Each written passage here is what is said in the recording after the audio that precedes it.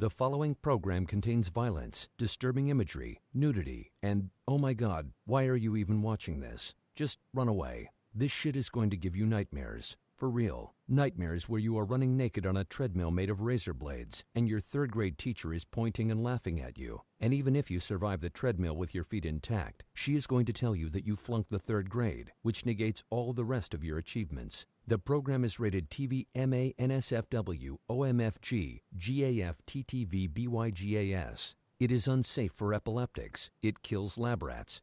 Why are you still here? This show came out of the dark recesses of a coked-up guy's mind who has just been given too much privilege and access, and now just takes a depraved delight in disturbing and scaring you. In fact, if we're being totally honest here, the original creator never expected a third season pickup, so now he's just trying to think of creative ways to kill the characters off. Seriously, don't watch this. We can't warn you strongly enough. Do you need a doctor of some kind? What is the matter with you?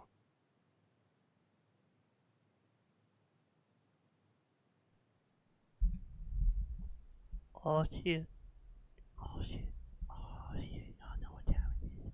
Y'all know what time it is. It's time for that pre-show. Hello everybody. What's up? Of course you have me, Devin. That's Victor.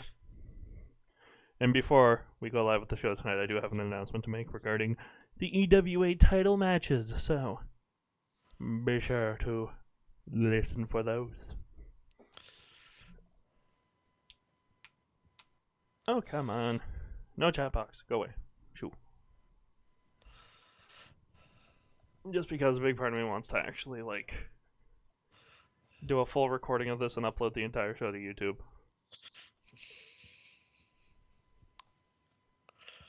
Well, I mean, I guess it makes sense then if chat box is up. So that way people know what we're talking about when we're reacting to the crowd. True. Interesting. Well, anyways. How's everybody doing tonight? Hey, all the hype has been for this.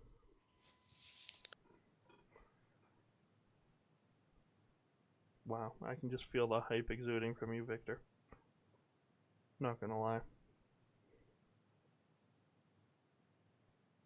Well, never mind then.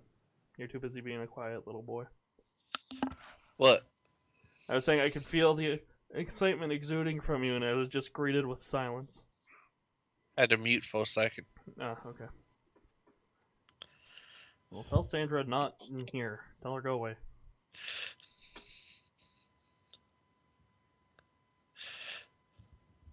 I'm now clean. Let's say so. I got the medicines. Oh, okay. First night of vacation from work. You're cool? Nice. You got a week off or something? Let's be nice. I have 2 days off. This is one of them. And then Monday it's Christmas party, which I swear I'm not going to be the one person who gets drunk in it. It's an embarrassment at the office Christmas party. It happens every Christmas party to at least one person, and it ain't gonna be me, fuckers. Victor goes, it will be me. You're the one that's going to get drunk and hook up with the office slut, probably. 11 days off. Nice. Cool. Hello, Papa. How you doing? You ready to defend your title? We got 2 champions in the crowd right now. The world champion, Danny Richardson, the United States champion, Keith Moniz, who had one hell of a match last week. Yep. Sweet. You gotta wonder, what does he have left? Well, we know that his opponent tonight is removed from the Rise from the Ashes tournament. Yeah. Got removed by the one person who he said he had no issue removing him, and that was Gil Thunderstrike.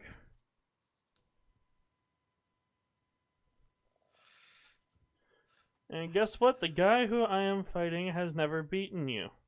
Huh, interesting. There's always a first for everything, right? At least Doug got one win. What's that? I said at least he had one win.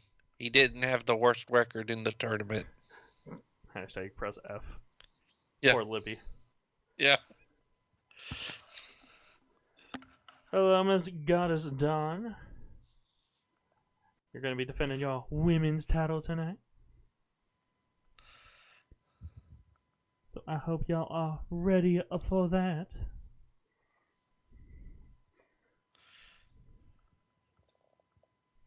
What the fuck? Oh. So it is going to be a bit of a busy night tonight. Once we get to about 7:15, 7:20, I will make my announcement. Yeah. About the EWA World Women's and Tag Team title matches. And if y'all haven't seen it yet, a couple hours ago, go check out the forums. Chad Bryant left a message for Mr. Troupe. There's also a message left there yesterday by J Era. Yeah.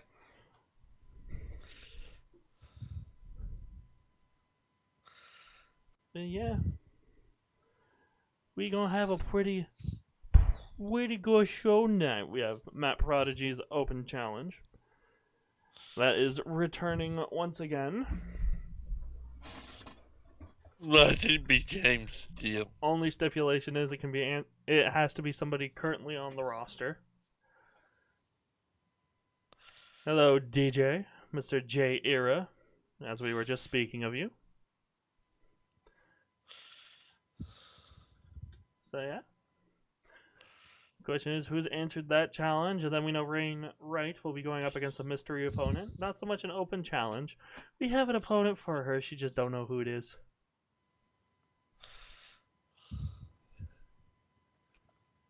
Victor is a really dirty old man. I know, he tried to do something to the ring mat, but I've actually kept it in my possession because I knew what that son of a bitch was going to do.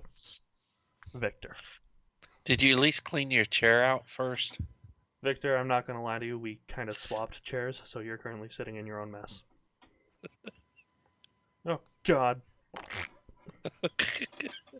Why is it so sticky? It's like hearing a rubber shoe going off the floor at a fucking movie theater.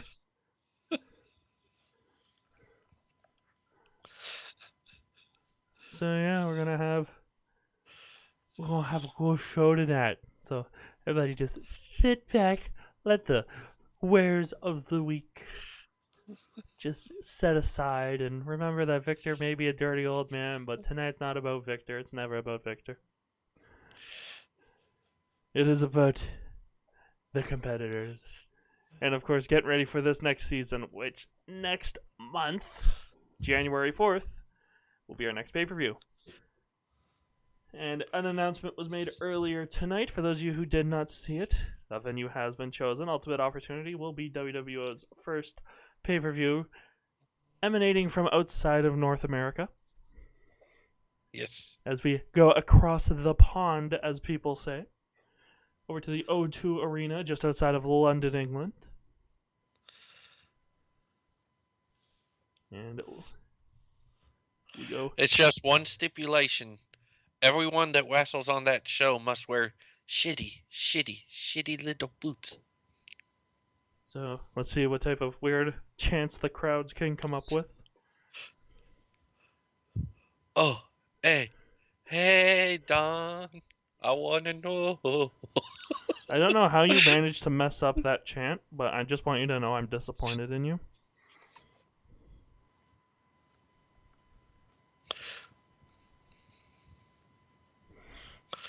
Mr. Troupe, Mr. Troupe, Mr. Troupe. Let's see, what else could there be?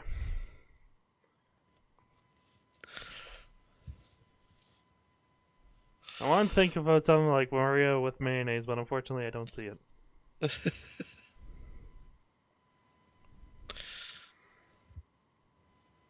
Nah. Random doesn't equal funny. Quick roll out there for everybody. I don't know how my voice just went mad, but they each their own. Hello, Vince. Welcome to the pre-show Well, the pre-show technically, because this is the first 15 minutes, which we're not in character. They're coming right for us. They're coming right for us. I'm honestly going to listen to the replay and listen to how good that sounds. And if it does sound good, I'll be proud. If not, I will just be very, very sad.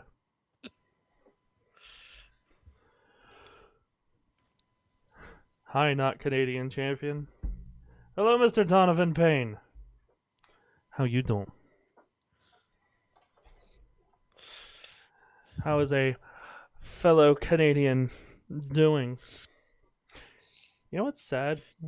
I worked on a promo for the Dono versus Doug match, but because I was so ransacked with work that week, I couldn't post it. And it was like the most Canadian thing ever. Doug up in his fucking log cabin up in like a small area called Haliburton in Ontario on a lake, and like talking about how Canadians are better than Americans. Managing some football team in England. Interesting. I'm in a chat full of Canadians. Hey. We're so full of Canadians, but at the same time, we're just so much, like, there's just so much dickage level in here. Yeah, that's it. I'm going to create something called the dickage level. FM 2018. Okay, football manager. Gotcha. The footy manager.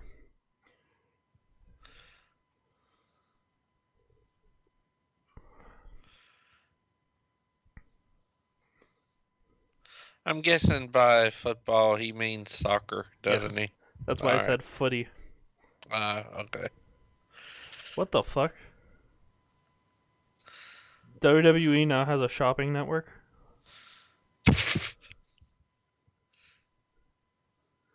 What the fuck? Why? Anyways. Those motherfuckers steal from us too often. Is not Canadian. Walks away to the sad Hulk theme. Because they can. Well, I mean, true, they can, but at the same time. I thought you were going to do an anti-American promo for JCL turn promo, but I was thinking it would be too much. Like Bret Hart's where he stands by Canadian fans and shit on the American fans. That's... See, but with the way that I had it worded with Dono, like the Dono one that I did, it wasn't like I was shitting on American fans and standing by Canadian fans. I was just shitting on everybody. Like up in Canada, we do all this stuff. We go fishing, and if there's a thick layer of ice, we go out with a drill a hole and fish. We go hunting. Make some nice deer jerky and just all this stuff. Need some Team Canada theme. That's it. New theme for the show tonight. No, I'm kidding. But it is just after 7:15, quarter to. Well, quarter after, I should say. Quarter to the show starts. But anyways. So for those of you who do not know, in February, well, I'm not sure how you wouldn't know this, considering this is really just a big part of us now. In February, the EWA is putting on its first show, and in that there's going to be some title matches. Specifically the ones for the EWA World Championship, the EWA Women's Championship, and the EWA Tag Team Championships. Each show has been given their own ways that they can do, has been told they can do their contenderships their own ways. That's what I meant to say. So, I've been thinking about it, and one thing that we were all clear on is the only people who should be competing for the title are people who have held world titles. So I'm sticking with that. However, if you are a current world champion at the time that this contendership match will happen, you're not going to be in it. So, with that in mind, there is going to be a random lottery pick. I think we decided on 2 Fatal 4-Way matches, and then a triple threat match for the tags. They're all going to be elimination, and the winners of those will be the representatives for WWO at the EWA show. So the only rule is, you're a current champion on WWO, or like any champion, even if you're United States, Intercontinental, anything like that, you're not getting the shot. Because we don't want any other titles to be interfering with the EWA title situation and all that. Which also means, if you win this contendership, you're not getting a title shot until after the show in February. And if you win that title, you're not getting a title shot until you lose that title. That's the way I want to do it. Yes. So, you got that to look forward to. It's going to be 2 Fatal 4-Ways, 1 men, 1 women, and then a triple threat tag team match. All eliminations. And then we're going to decide who representing us. And it's going to happen starting the week after Ultimate Opportunity. The first one is going to be the tag matches the week after. The second night is going to be the women's. And then the third night is going to be the men's. Also means February, there's no pay-per-view, but still. Since those matches will happen after Ultimate Opportunity, then does that mean if someone wins the Ultimate Opportunity, they're out of the lottery?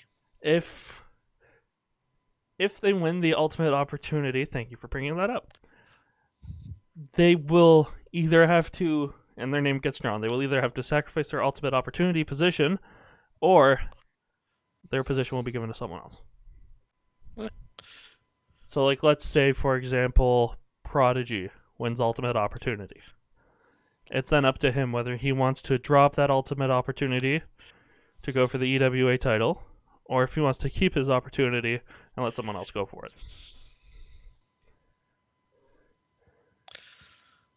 But that is all stuff for later on down the road. Yes. So if you have held a world title, if you have held the women's title, and if you have held the tag titles, you are in contendership technically. Your name is in the hat, it just has to be drawn. But who's it gonna be?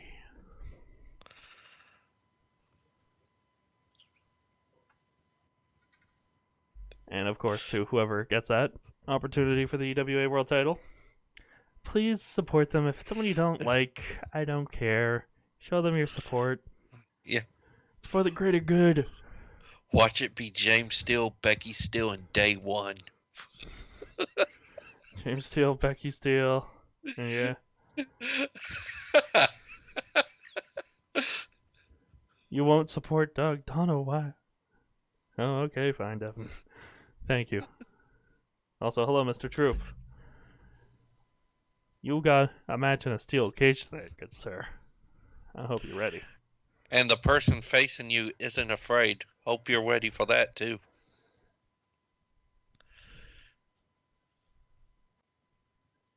There's probably Matthews will be in it. Oh, okay, I get you. I get what you mean.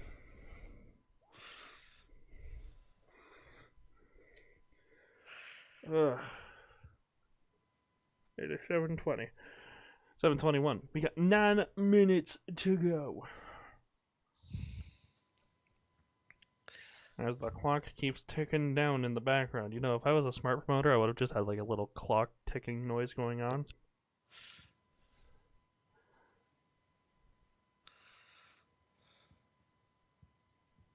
Oh, and another thing. If you are a champion on another show, and you're a former world champion here, you will be entered. By that, I mean a current champion. So, like, for example, Troupe, if he keeps the Revolution title, he will not be a part of our drawing. You're a ghost. Merrick Blake wants to sue you for gimmick infringement.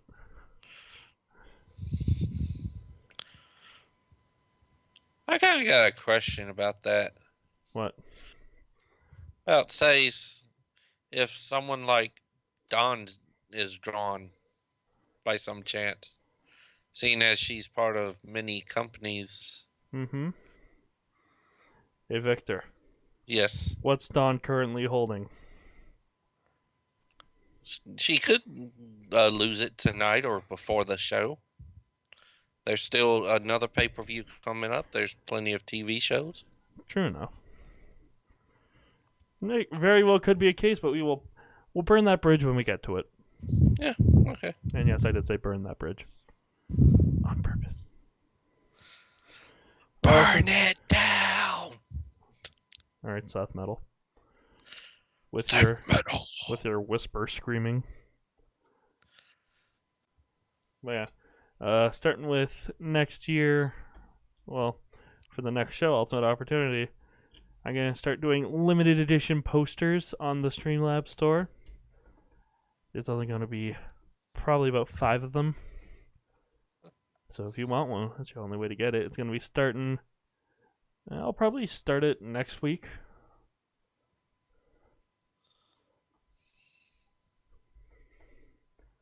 Now everybody's telling everybody to kick ass.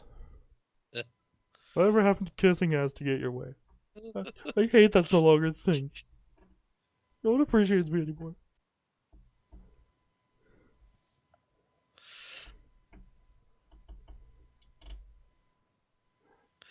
No, Dono. Dono, please.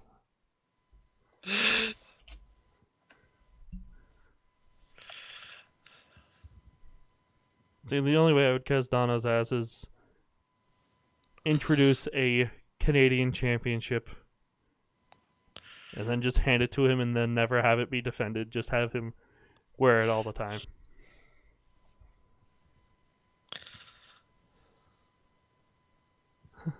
Support EWA, true. Show that support for all of us. Which, by the way, there is going to be some more stuff in the works for y'all to keep your eyes on when it comes to the EWA. Not just the show in February, but some other stuff too. Obviously can't give away spoilers, but just know we haven't forgotten about it.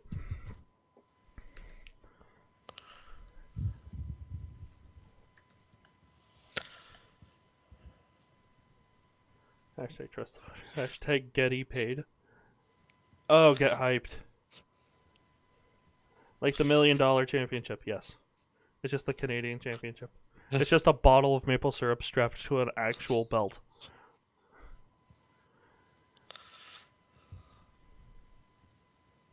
Support the Booker band.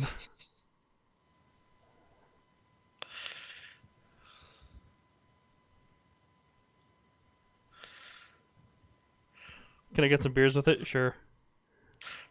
Troupe, considering who you're facing tonight, your head, arm, and neck's most likely going to get busted. Everything will get busted. Busted, Yep. busted, busted, busted. Yes. Oh no, sorry. Bustin', bustin', bustin', bustin', bustin', bustin', bustin', bustin'. Oh, fucking hell, that remix. An invisible man lying in your bed. Bustin'. Fucking hell. The little Or stupid the- shits. Or the Botchamania we make a Take Me On with Cody Rhodes. Fuck on me.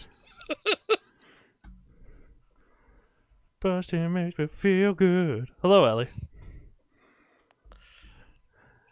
Are you ready for your #1 contendership to the women's title?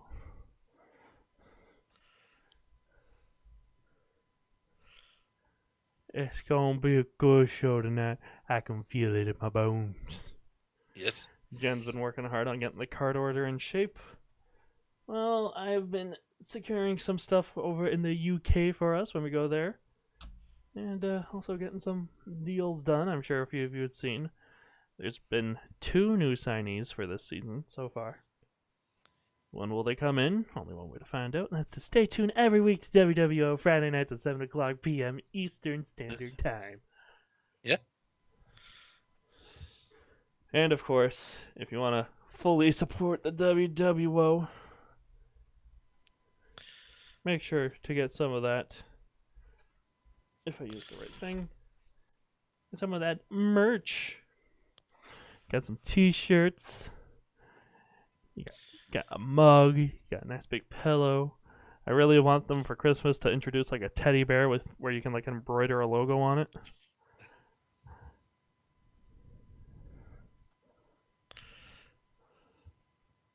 All right. We got 3 minutes left. Open Q&A for the crowd to Devin and Victor. Any questions? Go ahead. 3 minutes and an hour to kill.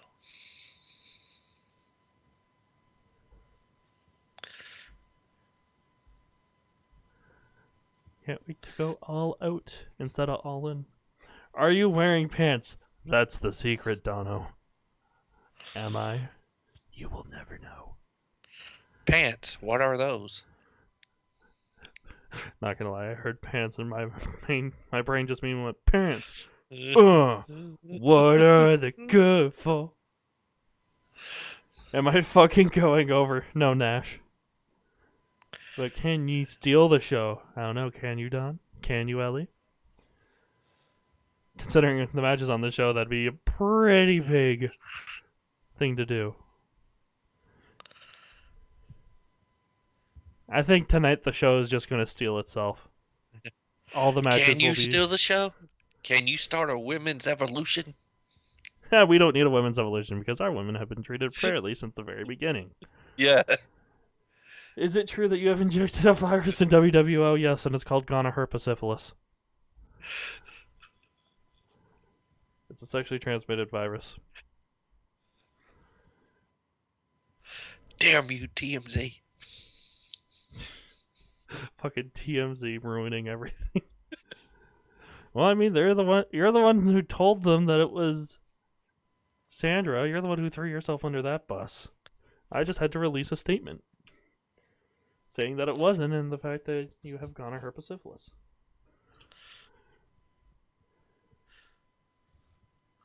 Lies, all lies. All right. It's 7:30. Victor, you know what to do. Or you don't. Okay, he's muted. Good. And you'll know what it's time for.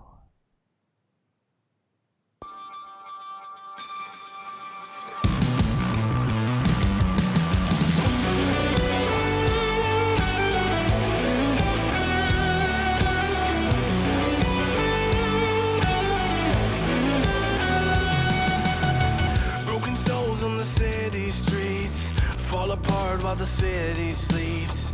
Fading hearts of a generation, tired eyes of a desperate nation. Blank stares and empty grins. When do we let darkness in? It's time to light it up again. Let the fire inside of me take me over brighter for all to see. As the world grows colder, find me on my knees and take me higher out of the wasted lights. I will rise.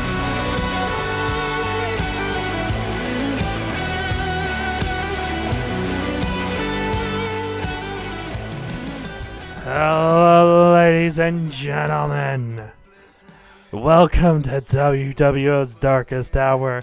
Coming to you live tonight from Vancouver, British Columbia, Canada. My name, of course, is Devin Sheppard. I am your co-owner and chairman of the board, and joined with me, as always, behind the stage, he is your general manager of WWO Freedom, co-writer of the show, Mr. Victor Wright.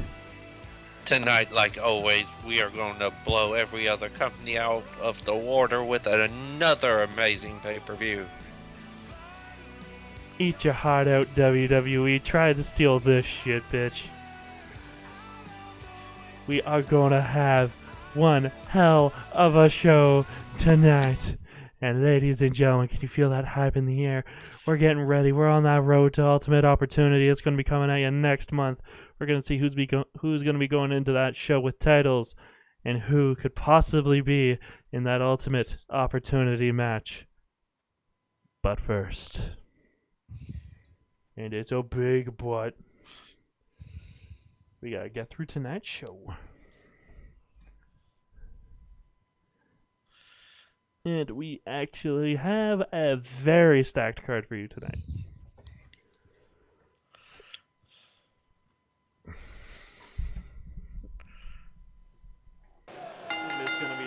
starting off with that Internet Championship title match. Introductions will happen in the ring.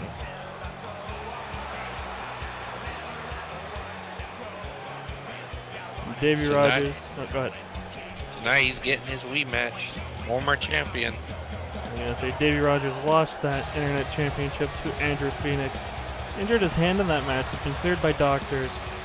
And so tonight he gets his rematch. But while he spent a week recuperating, Phoenix was in the ring. And Phoenix had a hell of a match last week. Yes. The question is, will he be able to catch the Internet Champion off guard?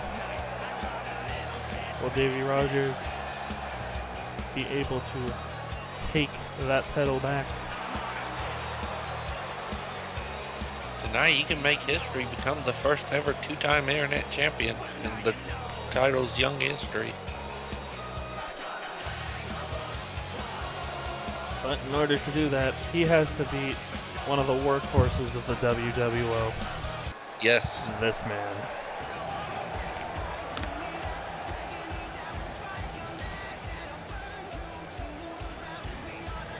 You gotta wonder if it, in the back of the head, people like Phoenix, who's a former world champion, if they may just drop the lower title so they could become the first EWA champion. Could very well be a case, that EWA title match happening in February. Yeah. We know the contendership matches will be happening the weeks after Ultimate Opportunity. We could very well see Phoenix try to drop that title to be in contendership.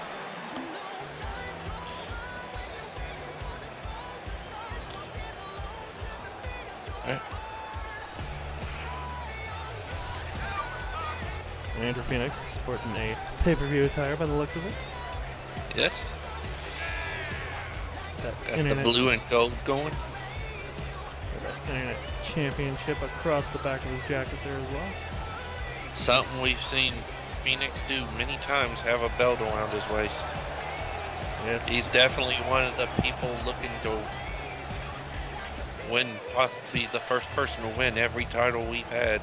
Well, that's the thing with him holding the Internet title. He is now the person that's leading that pack. Yes.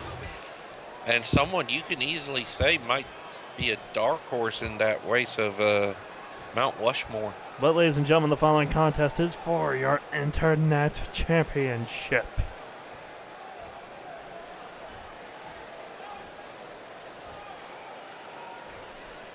Victor?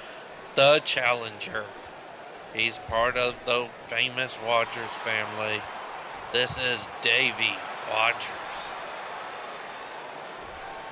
And his opponent. He is the current reigning Internet Champion from Phoenix, Arizona. Ladies and gentlemen, this is Andrew Phoenix.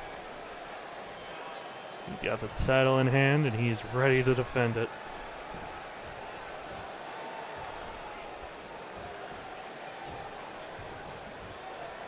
Now you gotta remember, Phoenix could be looking at wanting to get into that EWA title contendership, but he still has up to Ultimate Opportunity to drop the title. So he could be looking to win it tonight, just to, one, make sure Davey Rogers doesn't get the title back, and two, to try and get that extra pay being a champion gets you. As the bell rings and the match is underway, and Phoenix, right away, jumping up dropkick. As the late Dusty Rhodes would say, might want to get to the pay window. Exactly. Drop kick to the shoulder. You gotta wonder, has Davey learned anything in his two previous matches against Phoenix? That's the thing. The first match he went into this completely blind. Second match he had a little bit of experience with it. But this is now his third match against Phoenix. He should know Phoenix's repertoire in and out at this point. And the thing is, in both matches, he lost to the Phoenix Splash. That is true. So if he can prevent that from happening. But not only that, Davey, during his time off, if he's anything like his father, he wasn't spending that time on the couch. He may be a party animal, but at the same time, he is a smart kid. So there's no doubt in my mind. He was watching tape. Small package. 1, 2. No, 2 only. Almost caught the champion off guard. Davies survived Phoenix actions, but he could not survive that splash. I don't know of anybody, to be honest, who can survive that splash besides maybe Robert Evans. Yeah. But that's because you two are so close friends. They've been training in and out of the ring so often. Phoenix.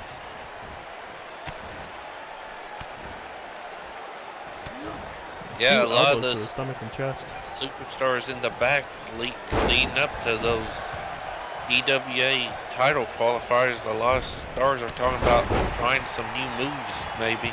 Ooh, drop kick to the back, and Phoenix just popped right up after it. Now Davey on the offense here. I think it goes without saying, but that's a good place for Davey to be in. He needs to try his best to stay there. Yeah. Especially keeping this match on the ground like he has. You start getting aerial shit, just got to do what he did there. Push him aside and tell him no. Davey needs to work that neck and arm, get in that cracking stretch. Yes. And Davey, we talked about being the party boy. He's not lying on a couch, but he's lying on some ropes. Referee's count going to reset as Davey goes to the outside. Count of 20, as always in WWO. Well, that started this season. They're just trading blows. Oh, tried for the cutter. No. Phoenix gets back in the ring.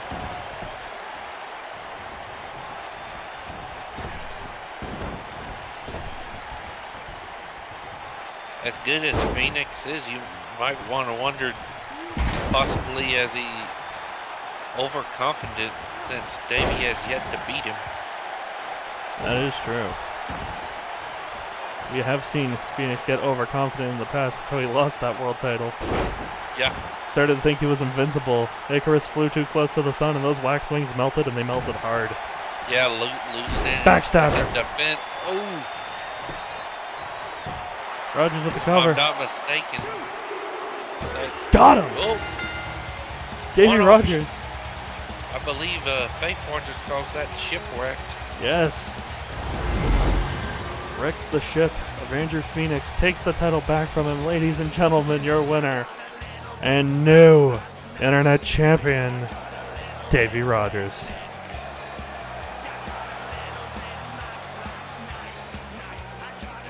One title change so far tonight. If you're a title holder, you're not liking the looks of that. Yeah. And I think we were talking about it just as it happened. I think Phoenix got a little too overconfident. Rogers caught him off guard with that shipwreck. And now, your new Internet Champion. Davey pulling out something new in this match, and it got him the win. Indeed, it did. And with that match out of the way, from his sister. we're going to be seeing some tag team action. Non-title, of course, but could very well, for one of the teams, have some implications into that EWA tag team qualifying triple threat match. Yeah. That'll be happening the week after Ultimate Opportunity. This could very well be the finals for that belt, as the other team has held gold in other companies. And Victor, you can introduce first. Making their way down to the ring, they hail from Germany and are former tag team champions, the German Republic.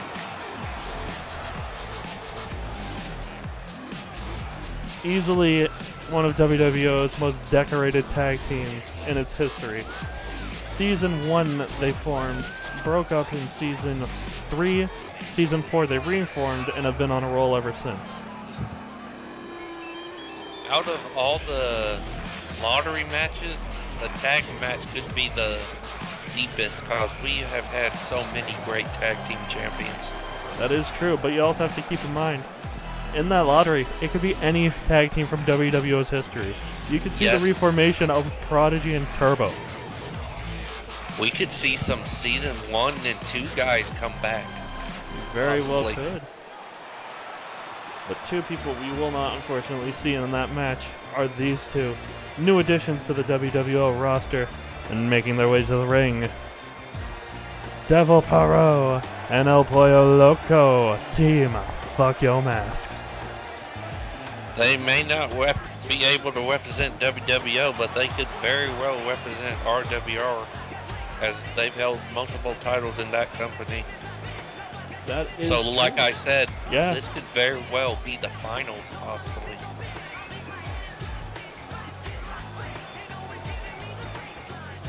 We could be seeing the finals in the future.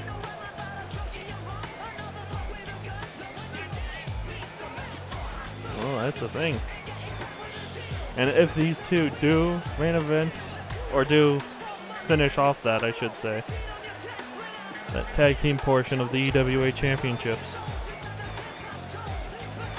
that could easily be a show stealer, in my opinion.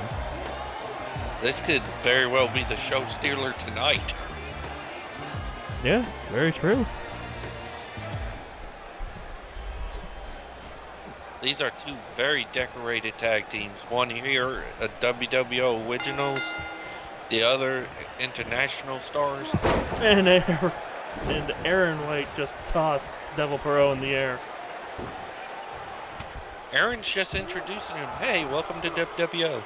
German Hope you- suplex. Hope you can fly.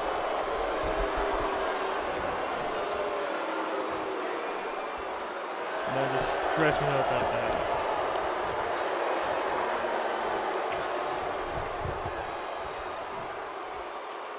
Got him tied up in the ropes. Referee going to be looking for a clean break here. And that's some tag team respect there. Yeah. Tobias with a little clap.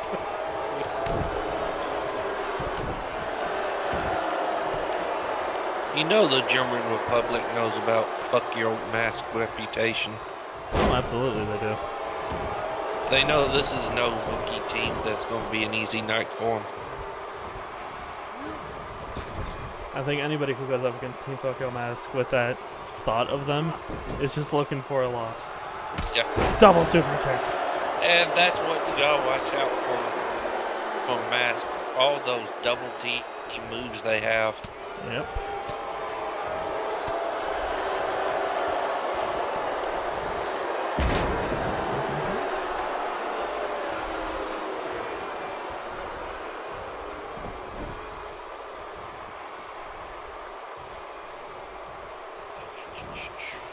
Here is a complete clash of styles. Very much Tobias so. is a true submission wrestler, while Loco likes to fly.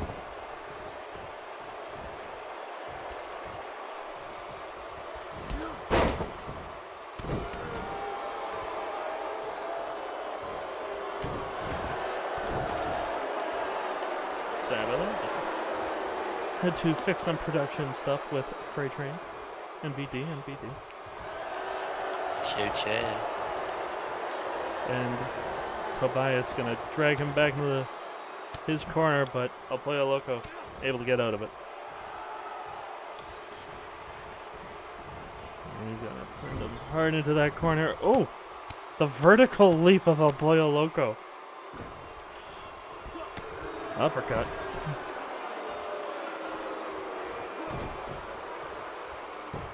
And what is he gonna do here? Oh!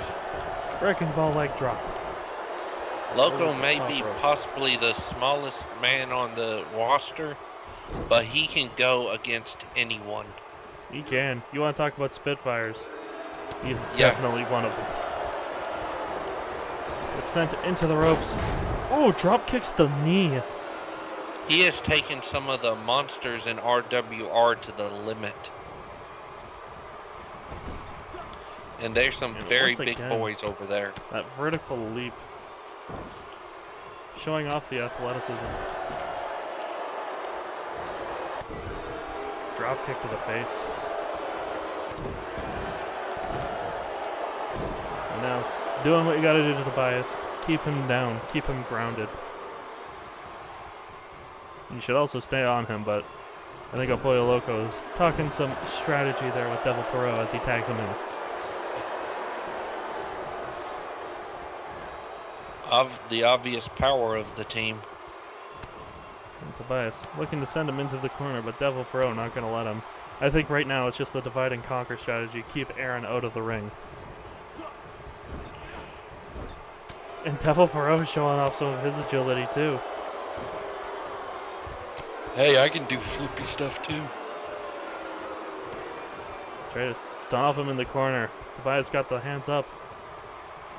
Oh, face first into the mat. And now Tobias isn't going to try dragging him into the corner. Just tags out to Aaron. I was about ready to say, with Tobias, you gotta, of course, watch out for that 6 submission he does, where he just traps the arm and send him shoulder puts it first behind your head. into that middle turnbuckle and then drop kicked it. Yeah.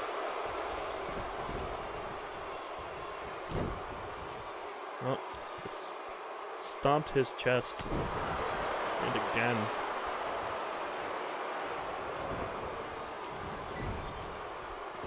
Nope, not gonna get that on White. Oh, tells him he wants to fly, throws him in the air. Belly to back.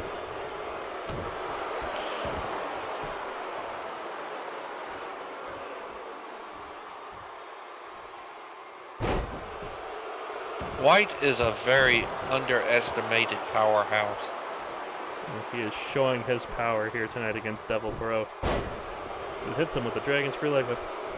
Considering some of the giant monsters we have here, I think White could throw any of them. Well, that's the thing. He's not the biggest guy in the fight, but he has got that strength behind him. Yeah. There's Perot. Just testing out that top rope, apparently.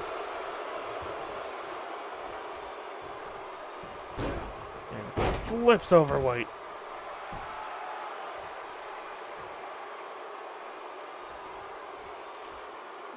As Aaron White starts to climb the ropes, trying to get back to his feet. Ooh! Crossbody caught him a little short, hit him in the knee instead of up high. Rana. Some of that insane offensive fuck your mask. Now just stretching out the back of Aaron White. Not looking for the win, but just looking to wear down that back, try to stop him from doing all that throwing that he's doing as he sends him out of the ring. The referee will start his 20 count. Out of all the tag teams, fuck your mask has to be one of the hardest to prepare for. How can you prepare for insanity?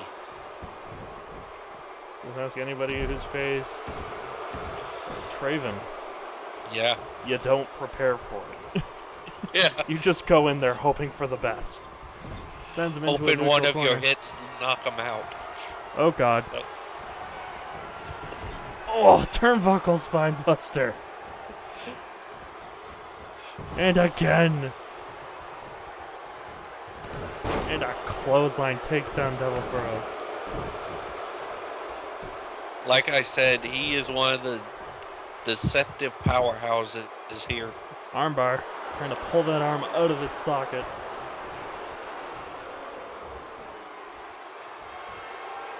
And White looking to finish it.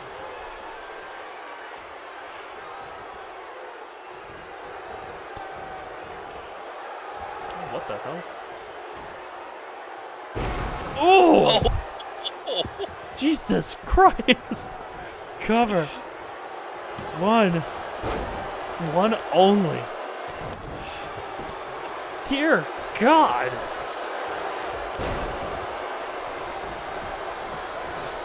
That was a very interesting move. I'm gonna have to talk to Aaron after the match, see if we can find out what he calls it. Goes after the arm. His mohawk. Save your money. No matter what he calls it, all I would say is it's effective.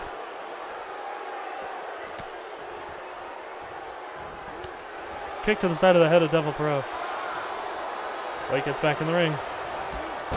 Gets tripped up. Devil trying to gain control of this match. But Aaron's not going quiet in that good night drop kick.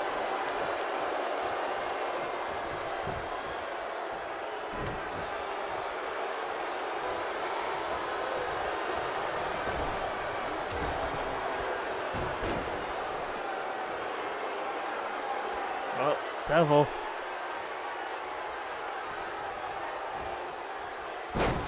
Oh! Flips him over his back. Knee to the face. Cover. 1, 2. Devil puts away Aaron. Oh! Elimination match. Way to go, Jen. But that knee was right to the KO. Yeah. Now it is 2-on-1 for Tobias Gottfried, and that does not sound good for him. But we've seen teams pull out the win anyway in these odds. Indeed we have, but And at the same Tobias time. is possibly one of the best ground wrestlers we have. Indeed. Former Cruiserweight champion, multi-time tag team champion.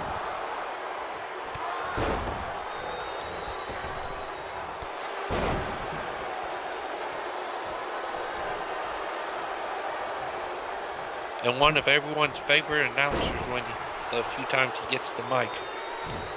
Indeed. But right now, it's not about having fun and games like he does when he's on commentary. He's got to survive 2 very decorated tag team competitors and trying to take out the hand of El Pollo Loco. Covers him. 1, 2. No, barely even 2. Trying to weaken him up for that 6 stretch he does. Drop kick. Pollo Loco is a little bit dazed, but is able to fight back. Super kick to the side of the head. Cover. Out of 1, nowhere. 2, 3. Tokyo Mask with a clean sweep. Right to the temple. There was no kicking out of that. Tobias was bent over, reeling in pain. El Pollo Loco saw the shot and he took it. And ladies and gentlemen, your winners, as I said, Team Fuck Yo Mask. And a very competitive and good tag match. Absolutely. And if this match is the finals of that EWA tag title set of matches, we could be expecting a good match that night. Yes. And speaking of good title matches, ladies and gentlemen, coming up next, your Intercontinental Championship match.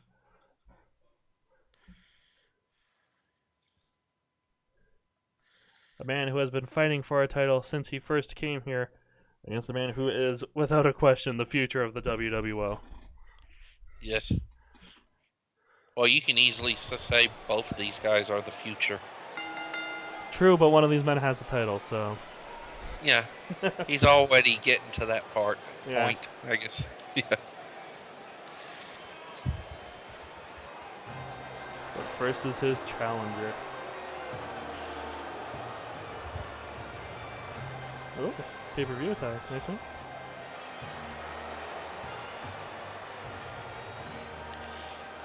A man who calls himself the King of Scots ever since he beat Danny Richardson in about 8 seconds last season. Yeah.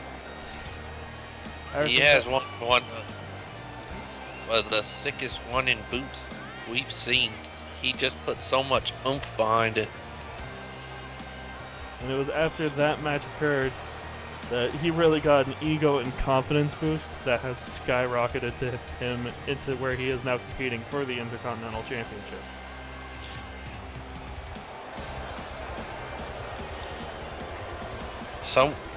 Someone you can say is the future, but someone you can also say is one tough Scottish bastard. Well, I mean, he's from Scotland. Everybody who is from Scotland is a tough Scottish bastard. Yeah. But he might be one of the toughest.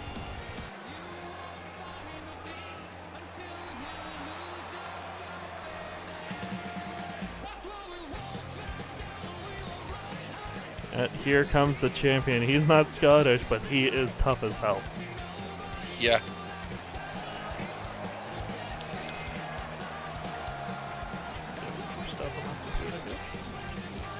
Came in last season, and then about mid-season he started hitting his stride.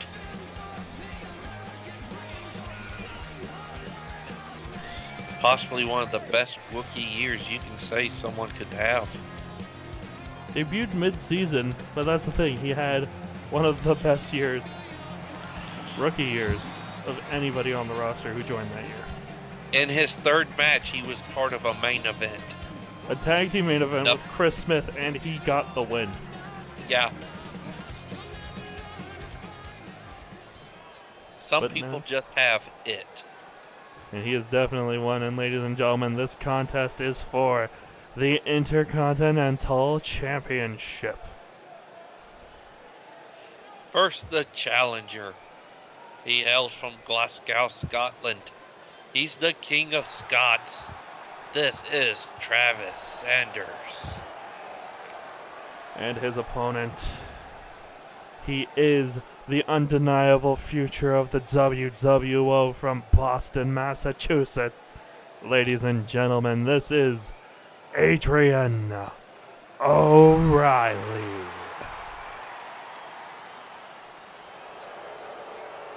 Another man who has had an ego boost, to say the least. Now that And he's you got can also add it's Ireland and Scotland going to war. That is true. And now that O'Reilly has a title, I was speaking to him in the back a couple weeks ago, and he's told me that he will do whatever it takes to hold on to that title. He wants to be one of the first double champions in WWO, and he is on his way to do that. But first, in order to accomplish that goal, he's got to get through Travis Sanders. I can tell you this now, watching this match, it might be this season, it might be next, but this match will happen again for the world title, and it will main event a pay-per-view. Bold prediction, is true. Cutter! That is just how good both of these guys are. And you've got to realize Sanders did that as a bit of a dig. We talked about it. His third match was a tag team match with Chris Smith that he won in the main event. So I'm sure that cutter had a little bit more to it than just effectiveness. Yeah, and also in a way, that was the match that put him on the map. Punches to the ribs. Drop kick. And stomping that arm. Sanders covers him, but only gets one.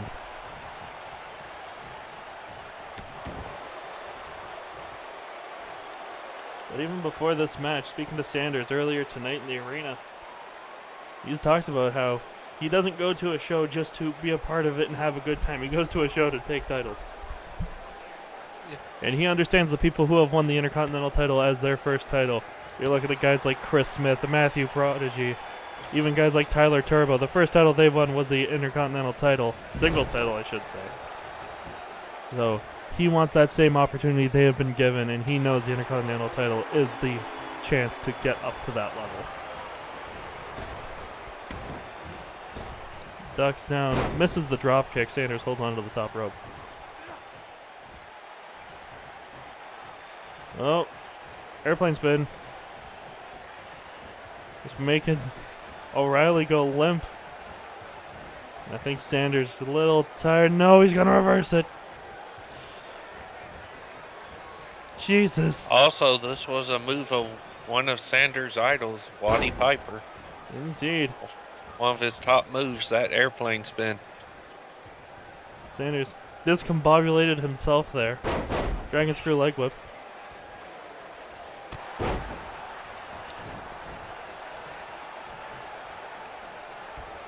Now, sent over the top rope. And just gets suplexed back into the ring. Covered by O'Reilly. But not even a one. It's going to take something more than a suplex to beat someone like Sanders. And O'Reilly is trying to get his grips about him using those ropes. Trying to take a breather, and Sanders going to let him do it. Surprising if you ask me.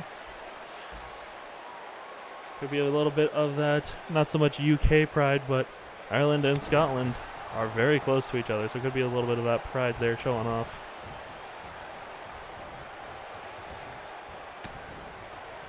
Elbows to the stomach. And another one.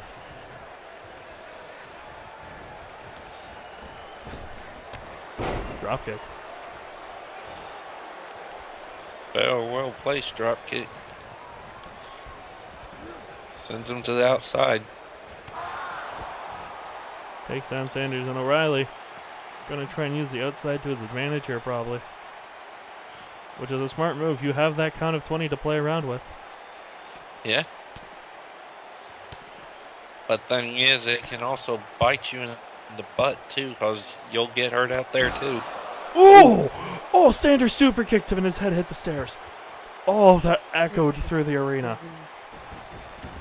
Oh, dear We saw God. a super kick win the last match, but he doesn't go for a pin. O'Reilly could be out on his feet at this point. Spear.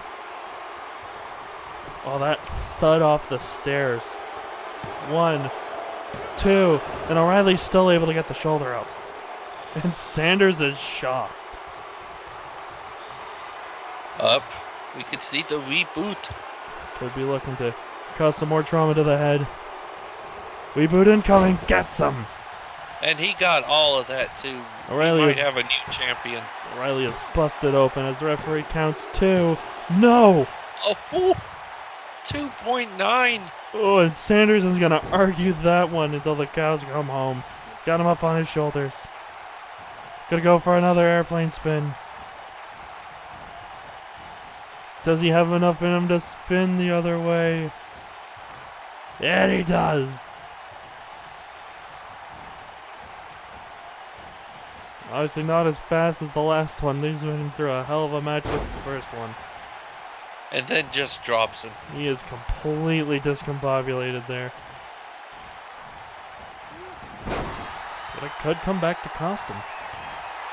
Oh! Kicked him in the jaw! O'Reilly and Sanders aren't fucking around anymore. O'Reilly going up to the top rope. Oh, tried for a splash, got the knees up. Both of his knees right to the gut. And an uppercut. Forearm to the head. These two men are going to do whatever it takes to keep that title. And there's not a single fan sitting. Over the top They rope. are going insane over this match. Takes out the hand of O'Reilly. Super kick. Oh, his head hit the fucking barricade. Oh my God. Sanders is trying to kill O'Reilly to get the title. But O'Reilly will not die. Picks him up. Knee to the head. Sweeps the legs. Covers Sanders. 1, 2. No, 2 only.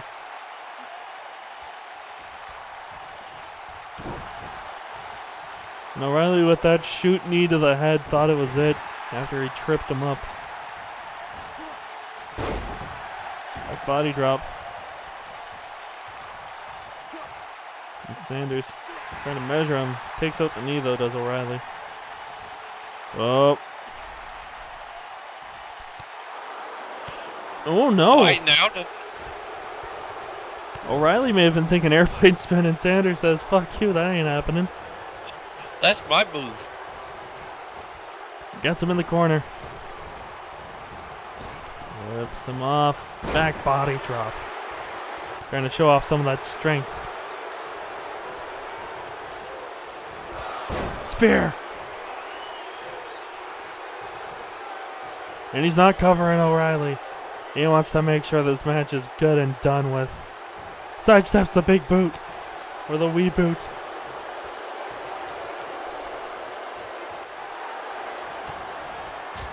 And again, this combination knee to the head.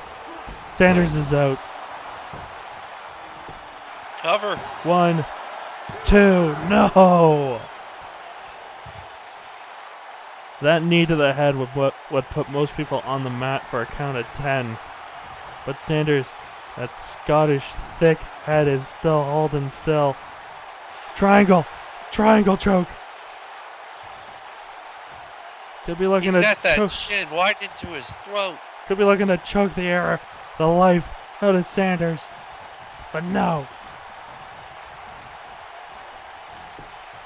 this is why these two are the future. They are Could just be a putting on gold. a match. No, still only 2. Tried to choke the life out of Sanders. It still only gets a 2 after. Stomping that arm again. I don't think he's setting anything up on it. I think O'Reilly is just pissed.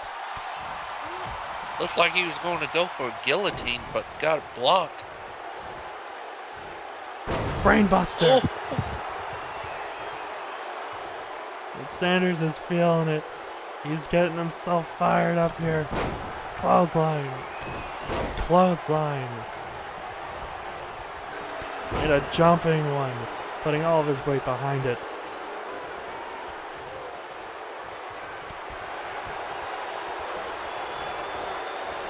Over the top rope. Oh god, O'Reilly's looking to finish him. DDT on the apron. The hardest part of the ring. And it doesn't affect Sanders at all. You want to talk about the thick head of the Scots? I think that just proved it. He just called for something. What's he going to do? No, gets an elbow to the gut though. Gets sent out of the ring. O'Reilly gonna follow him out.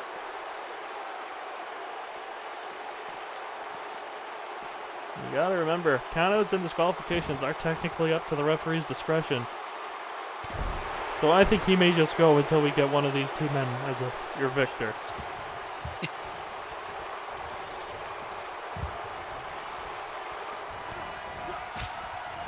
Oh, once again, that knee to the head. Sanders is loopy. Trips him up. Cover. 1, 2. It's over. Your winner and still Intercontinental Champion, Adrian O'Reilly. My God. What a match. Yes. That is what the Intercontinental title means to the WWO roster. Adrian O'Reilly keeping a firm grasp on that title. We've talked about people winning matches. O'Reilly survived it. And I think we just got our first contender for match of the night. Without a doubt. God damn, that match was good. You gotta believe there's gonna be some champagne popping happening at the O'Reilly house tonight. Yes. But we move on from an incredible Intercontinental title match to a bit of an exhibition match. Two men who I think they faced off in the past before. Yes. And they just want to go at it one more time in the middle of that ring. This could also be implications in that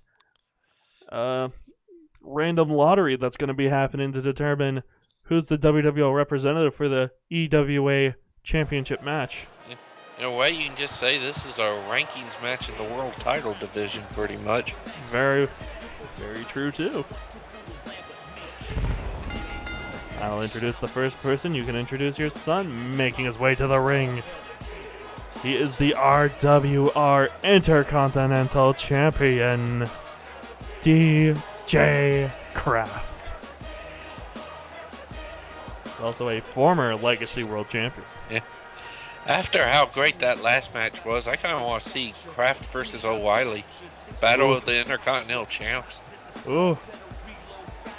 Another match that could technically happen in the EWA pay-per-view match, or pay-per-view show that's going to be happening in February. That's the thing That with would the be EWA. one hell of a match. With the EWA, we could see matches like that. Yeah.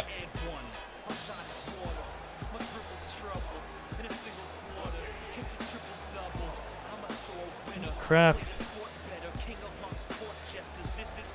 He knows this is an exhibition match, so it technically has no rulings, but that is not going to stop him from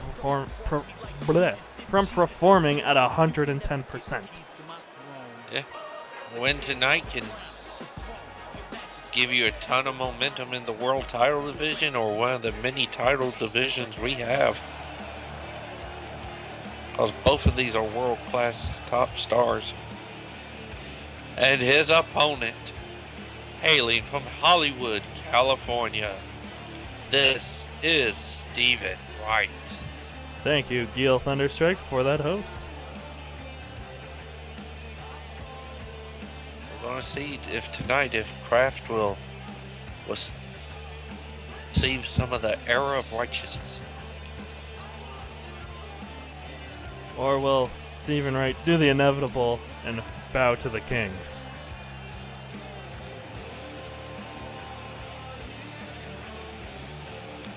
Stephen Wright going on his own ever since leaving the inner circle. And he has won some matches, I will give him that.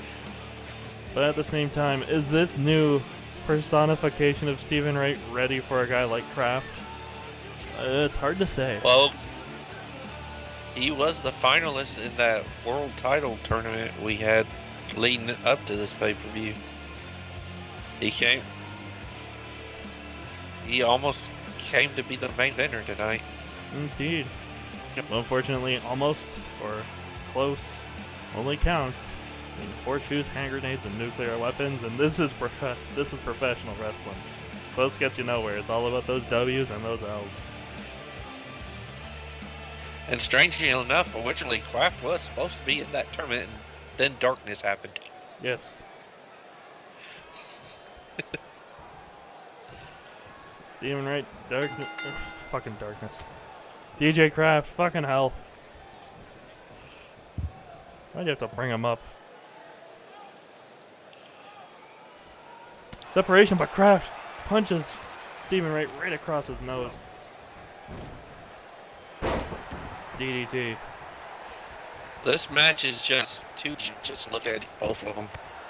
They don't miss their workouts. Freight Train, stop fucking with Victor's microphone.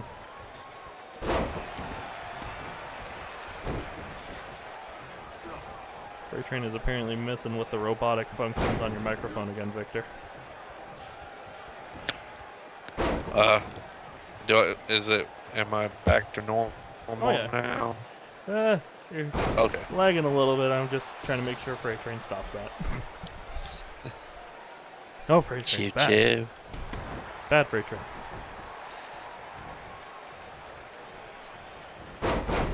Dang, screw that good.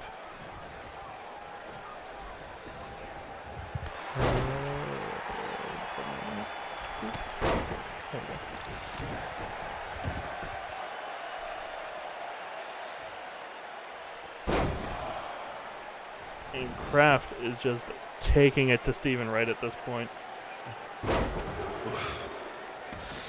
We talked earlier in that tag match how that match could possibly be the finals for the EWA tag titles. This could very well be the finals to the EWA World title. I think those matches are going to be multi-person matches. We have not confirmed yet, but if it is a elimination tournament, very well could be. I'm just assuming it would be a tournament, but yeah, anything can happen. Anything can happen in professional wrestling. Anything can happen in the EWA. Yeah. Oh, he bounced off the bottom one. I think Kraft didn't fully know where his positioning was in the ring. Elbow to the head. Sidesteps. Kraft, he just threw his body at Steven. And all else fails, just throw yourself at your opponent.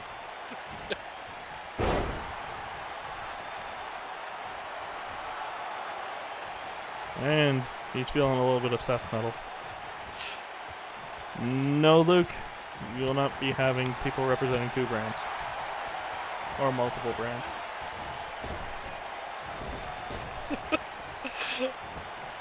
Neckbreaker. It'd be funny if we have a match that 4 Lukes versus 4 Blacks. Jesus Christ. It's something like that. We want to try and get people excited for the EWA show, not try and make them not watch it, Victor. Fuck. Kick to the back of Kraft. Knee to the back.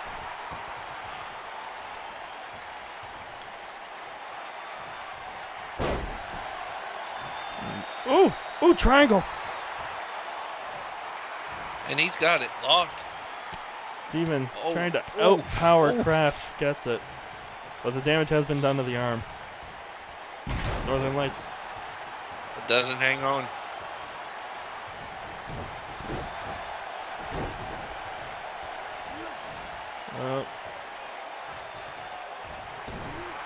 Hangs him up on the top rope.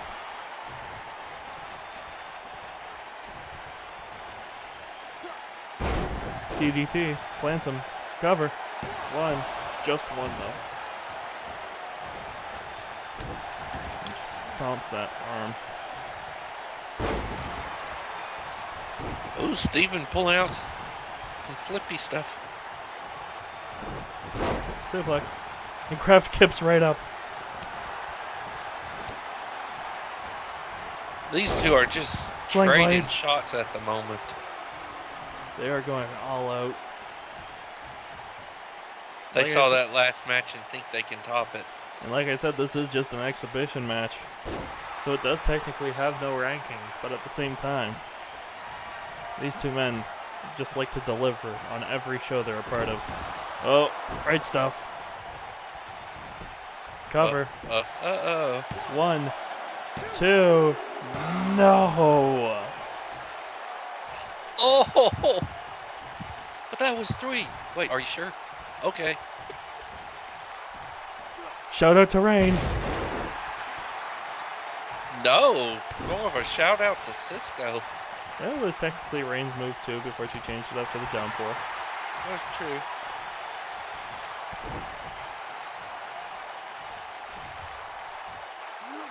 Ooh, Angel's Wings.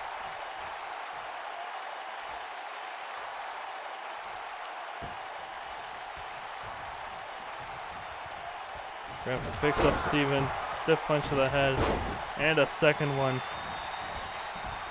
Oh. Nope, facebuster. Kraft trying to get himself fired up in this match. Suplex. Ooh. Oh. Hangs on. Tu amigo. Homage to the late great Eddie Guerrero with the 3 amigos.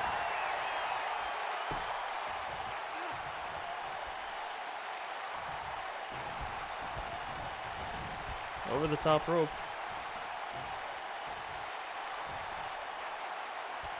And suplexes Kraft back into the match.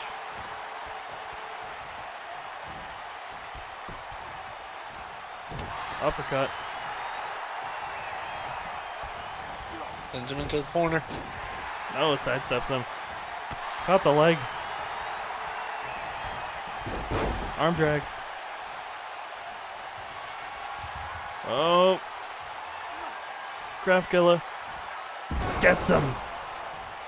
Oh. He Gets really the hat. spiked him. 1, 2. It's over. Yeah, you don't kick out of that. But what another good match. And your winner, DJ Kraft. So far, every match has lived up to its hype. And you want to talk about matches with hype? Coming up next, the United States Championship. Yeah, Keith has had a problem with the Alucards since the start of the season, pretty much. Now he has to defend his U.S. title against one of them. Indeed. But the question is Keith going into this match thinking he's got to do whatever it takes to hold on to the United States Championship, or is he going into it thinking he's been beaten by the Alucards before, he's got to be careful it doesn't happen again? Yeah. Because those are two completely different mentalities that can lead to two completely different outcomes. Yes.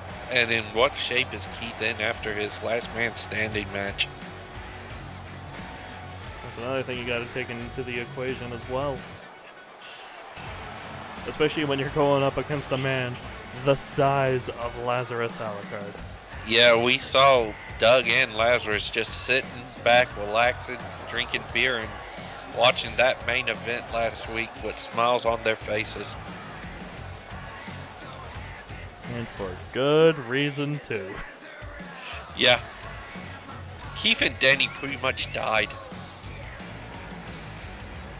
Neither one of them wanted to lose that match, and it took a lot out of both of them. Someone got a pay-per-view jacket. Indeed.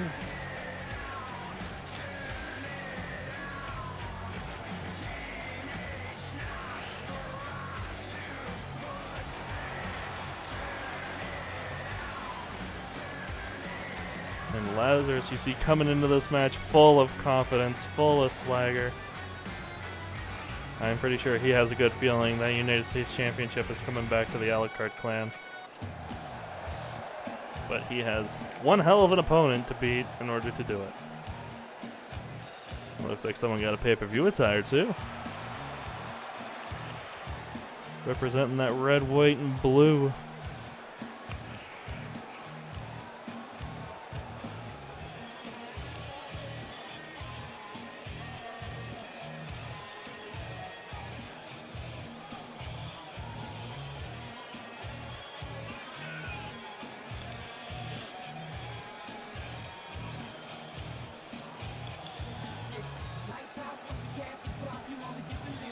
This just shows you how tough Keith is. He's coming out, and after that match, he's walking like he's not in pain. But you know he is. He's a man who can clearly hide his physical pain very well. Because you gotta know, after that match with Danny, both those men are hurt, and I don't care how much physical rehab they've been through. You're still feeling pain from that match. Yeah. Especially, that's the type of match you feel for at least a month. Especially when you're Danny Richardson, who got Moniz bombed onto the ropes and almost out of the ring. Yeah. But ladies and gentlemen, the following contest is for your United States Championship. First, the challenger. He hails from Transylvania by way of Mexico. He is the powerhouse of the Alucard clan. This is Lazarus Alucard.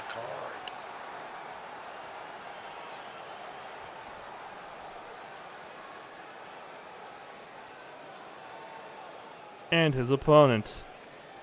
He hails from Rhode Island. He is the leader of Moniz Inc., your WWO United States Champion, Keith Moniz.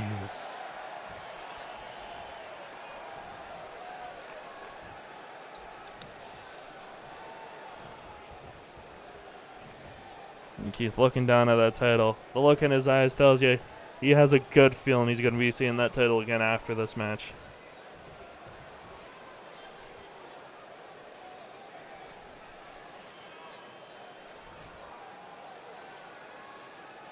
Lazarus, Keith. Both competitors are ready. Bell rings, match is underway. And Lazarus just right away starts throwing Keith. Lazarus does what Lazarus does. Which is apparently throw people. Yes. Keith firing back at Lazarus. Collar and elbow tie up. But Lazarus easily powers the smaller Keith Moniz into the corner. And the referee gets some separation. Literally having to use his whole body to do it, but he still gets it. Oh, knee to the Lazarus head. showing some respect. He did break clean. Knee to the gut.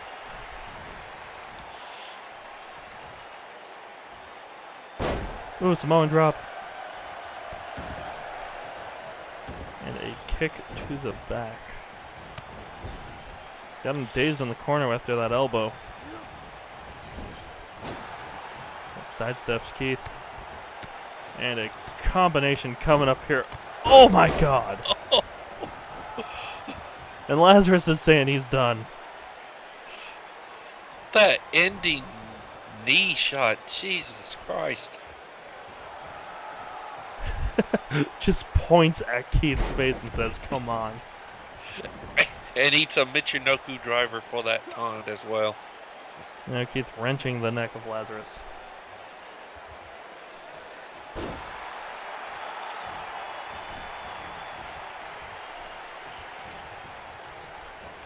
Alright, Victor, I know you're close to the Alucard clan. Do you have any words from Lazarus before his match tonight? He was really focused. He barely talked. He just had him up in that power bomb position. Did nothing with it, but just showing Keith I can do power bombs too. Anyways, as you were saying, he only had one thing. He said he just has to watch out for the chicken ring and the Moniz bomb, and he will come away with the belt. Moniz going up to the top rope. Moonsault! No! Lazarus got the knees up. As big and powerful as Lazarus is, he knows that powerbomb and chicken wing will mess someone up. Oh, punch to the stomach.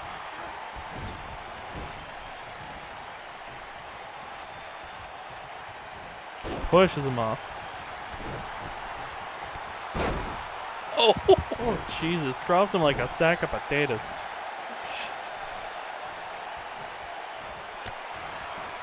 Going after the leg. Sends Lazarus out of the ring. Now Keith trying to get some space here. Trying recover to a probably little bit. catch his breath. I was going to say, trying to recover a little bit. Referee's count. What was that, 2 when Lazarus got back in the ring? Cutter!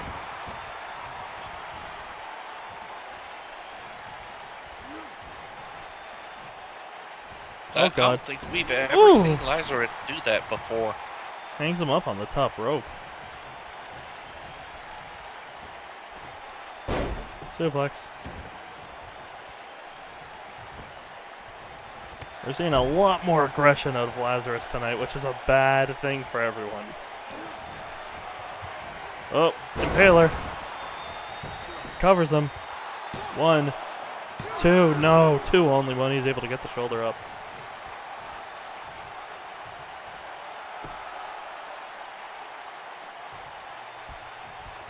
I guess he's trying to focus his chi or something. Ooh.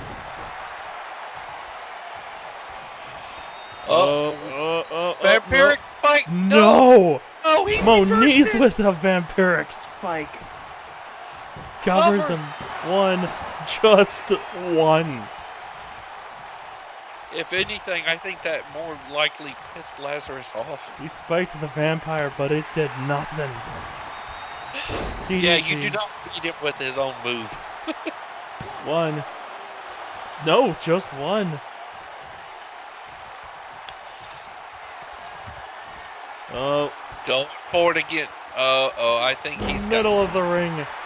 Right across the face of that clock. Cover. 1, 2. Time's up for Keith. Your winner, Lazarus Alucard.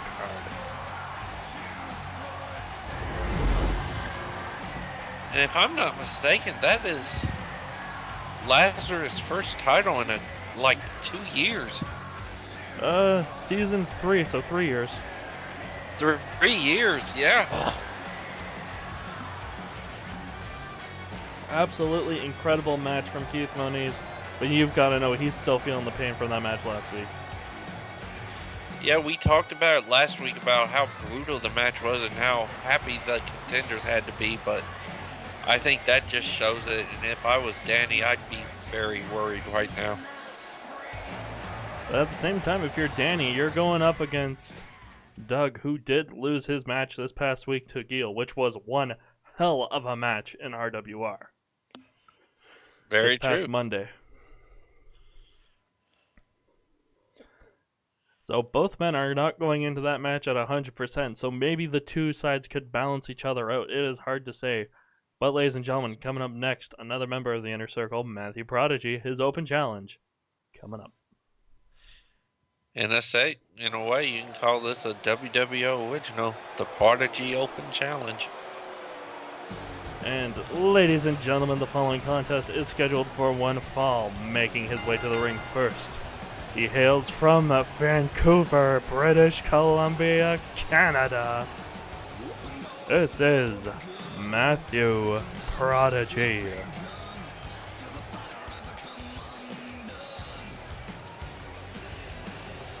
But the question is, who answered the challenge of the hometown boy tonight? Considering some of the people that's been answering open challenges lately, I'm not even going to make a guess. Yeah. Don't want to make a guess because chances are you'll be more right than anything. Yeah.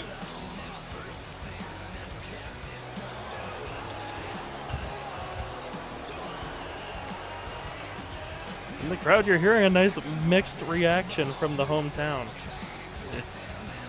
Obviously, that hometown pride coming into play, but also at the same time. Ooh!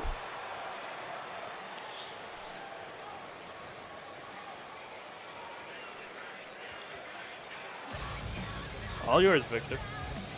Making his way down to the ring. He hails from England. This is Chris Smith. Trying to insert himself back in the title picture, and what better way than getting a win over Matt Prodigy? Well, you have to think part of the influence of this choice by Chris Smith has to be that announcement that was made earlier tonight. Wants to prove that while he is a former world champion, he can go after that EWA title.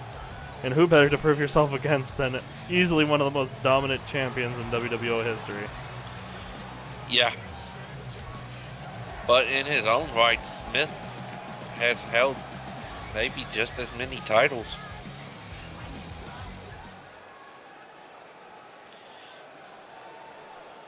Prodigy. Smith. The bell rings and the match is underway. Both men thinking the same thing with those haymakers, but Prodigy was the one to connect. Kick to the back. If you looked in Smith's eyes before the bell rang, there's like a newfound determination there. Which, in all honesty, ever since losing the Legacy World title, that's what he has needed. He needs a new spark to light the fire under his ass so that way he can get back to the level he was at before. Almost an inverted crystal cutter there. Yeah. Kind of a little bit of symbolism for Chris Smith there. And going after the knee. Well, And- Prodigy ooh! knows how Ooh! good he is. Ooh. Head into the mat. I was going to say, Prodigy knows how good he is, and he enjoys taking little pot shots at his opponents with stuff like that. Well, that's the thing. He is good enough that he can do it. Yeah, and get away with it. You want to talk about the most talented people in the WWO? You and I will never agree on this, but in my eyes, Prodigy is the Washington of the Mount Rushmore.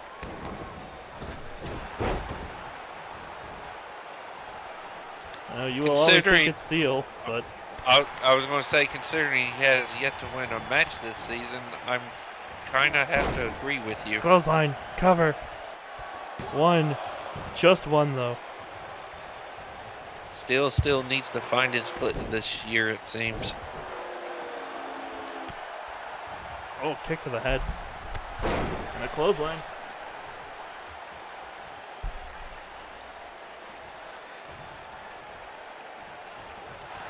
Goes after the arm. And another clothesline.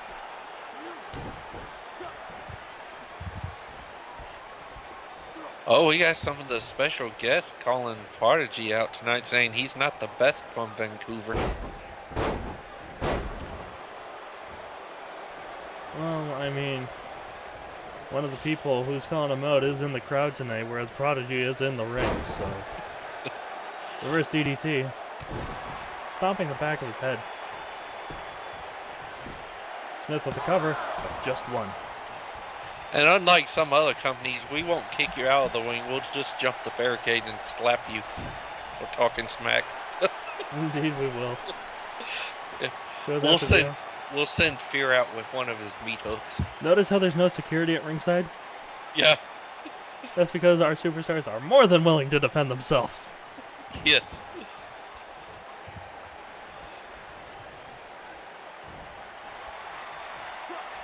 DDT. Oh my god, in the third row, it's Pizza Man in a black wig. Oh, thank you. Michinoku. Wait. 1, 2, 2 only. Up on his shoulders. Hangs him up on the top rope. Covers him. 2, no, 2 only. Talking to Chris Smith earlier tonight, when he told me that he was the one who wanted to answer this challenge, he told me that he wants to try and step away from the ice cutter a little bit. He feels that he's relied on it too much, and too many people are now starting to get the upper hand with it, so I think right now he's in the process of trying to find a new maneuver. Reverse DDT. Or possibly maybe find what new way to deliver it, even. DDT. Very well could be. It's hard to say. Covers him. 1, 2. No, 2 only. Ooh, very close. Well, could be looking.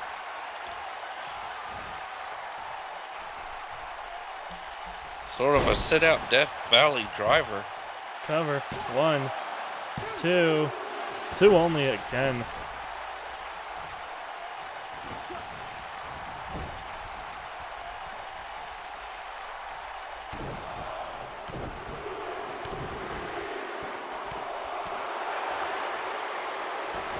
Prodigy kicking a mud hole into him. Once again slamming his head into the mat and just stomping it too. You don't get an ego the size of Prodigy's without having some reason for it. Yeah. That's one of the problems with Prodigy. He's good and he knows how good he is.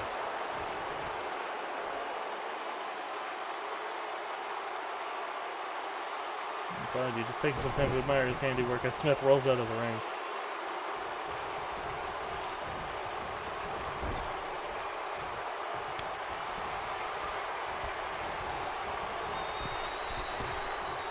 DDT. Here comes one of Prodigy's main calling cards. You know what that wristlock DDT usually sets up. No! Smith fought him off. Oh, just delayed the inevitable. Yeah. Prodigal son. He fought off the first one, but couldn't fight it off twice. Cover. 1, 2. It's over. Ladies and your gentlemen, winner. Go ahead. he is my guy, if you don't mind, Victor. Ladies and gentlemen, your winner, Matthew Prodigy.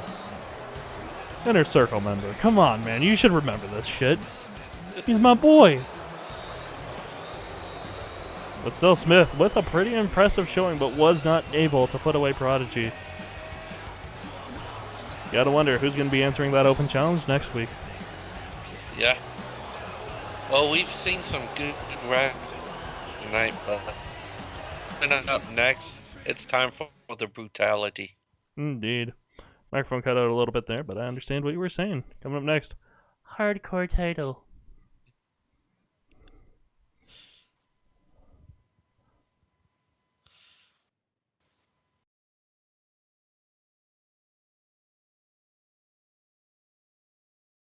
Yeah. Alright. Just had to clear up some stuff with the production crew. Apparently they're saying Freight Train is looking at eating wires, so we just gotta be careful. Yeah. As you said, this match is about to get, or this show is about to get extreme.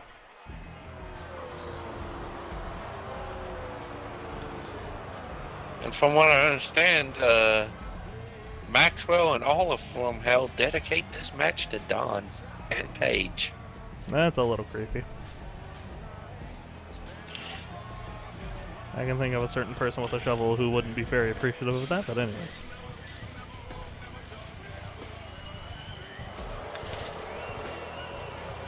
Oh! Pay-per-view attire is letting the blood red of the hardcore title influence his attire tonight.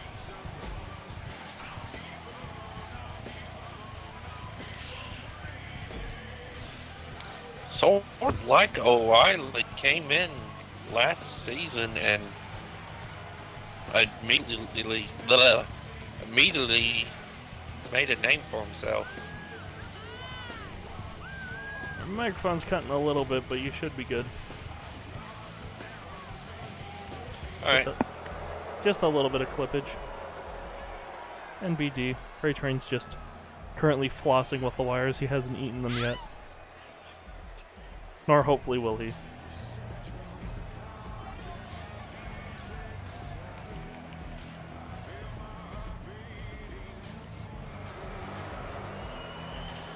And as you can see, there's a few people even cheering for Maxwell. From Hell likes to call them the Hellions.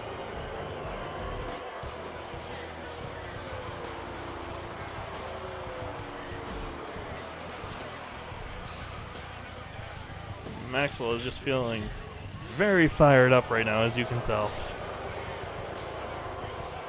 He's mashing Maxwell.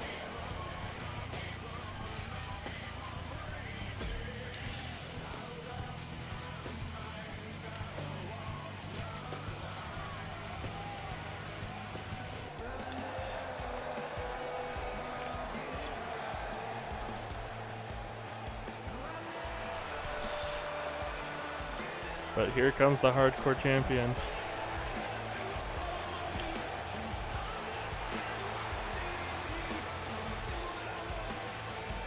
That's the only one hell of a challenge for him to be dethroned. You want to talk about lunatics? I tried to have a conversation with Jay before. Yeah, I tried to have a conversation with Jay before the match. All I got out of him was, "Tonight I expelled the demon. The power of alcohol compels you." Why don't that surprise me?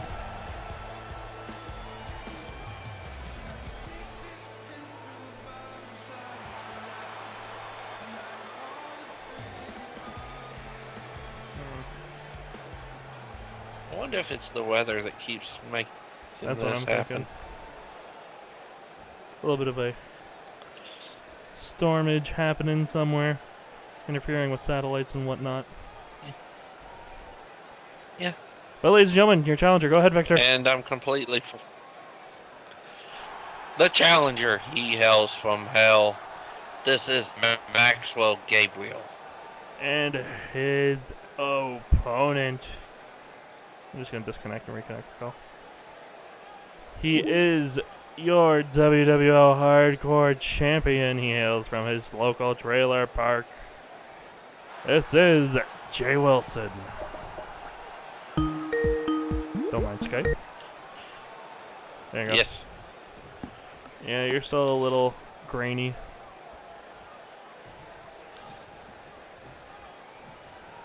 Like you said, I think it may be the It storm. might be on mine because... Oh, hold up. You Yeah, sound we're good now under tornado warning. Oh, okay. And there you We're see under the title. tornado warning until Although 2 a.m. Victor cannot see the title because Freight Train hasn't brought the image back up for Victor.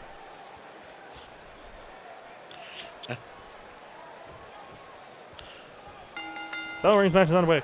And Jay Wilson right away goes up to the top rope. Drop kick. Can you see it?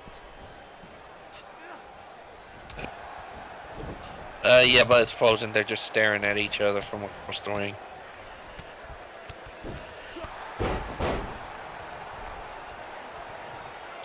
One second. Well.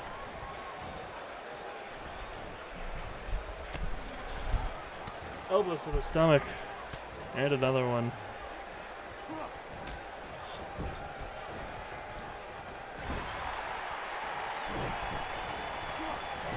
Into the corner. Out the leg. Push them up. Do you see it? So, Achilles tendon lock. yes. Alright, go ahead. Got him in the leg. And kicks him.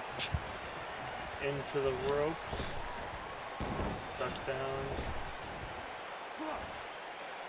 Yeah, it's very choppy, but I can still catch what's going on. Backdrop. Sorry, bro. Just 1 second. Okay, splash,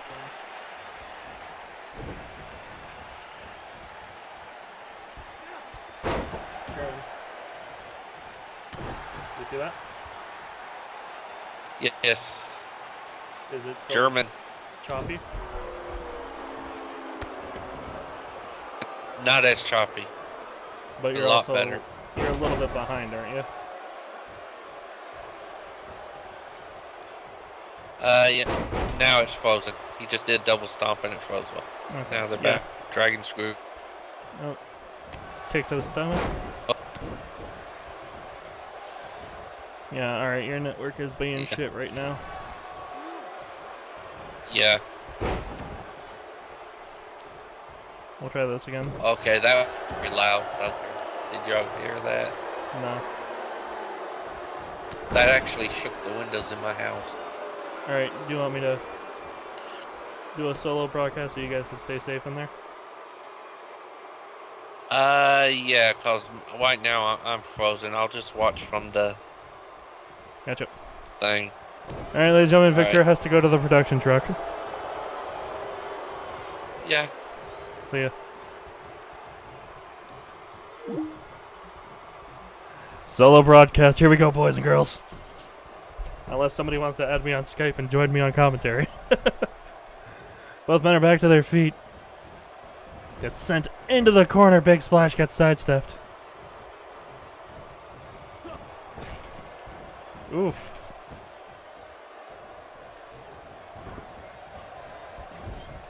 Into the corner. And belly to belly overhead. Oof. Of course, stay safe, Victor, right? Knee to the head. Cover one. One only. Hopefully that doesn't happen. Now, elbow to the stomach.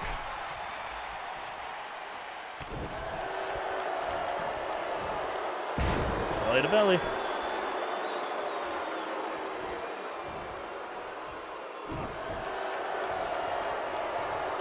Collar and elbow tie up. Pushes him off. Oh. Trying to call Maxwell back to his feet.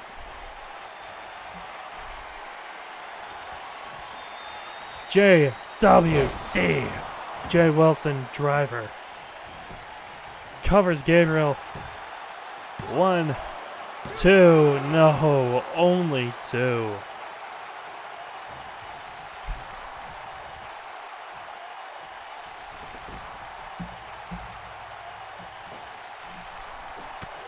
Punch to the side of the head. Oh. Maxwell trying for a DDT, but Wilson able to get out of it. And these men are just trading blows. Sends him into the corner. Oh, punch across the head. Gets him up onto the top rope. Maxwell able to get out of it, though. Gets back in the ring as Jay Wilson is taunting. Bad decision. Reverse suplex.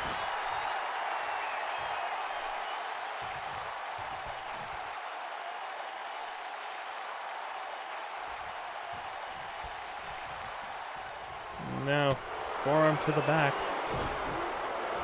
Catches the forearm that time. Brainbuster by Maxwell. And trying to focus those dark spirits, the dark energy inside of him. Wanting to win a title for From Hell. Clothesline. And another. Caught the leg. Trips him up.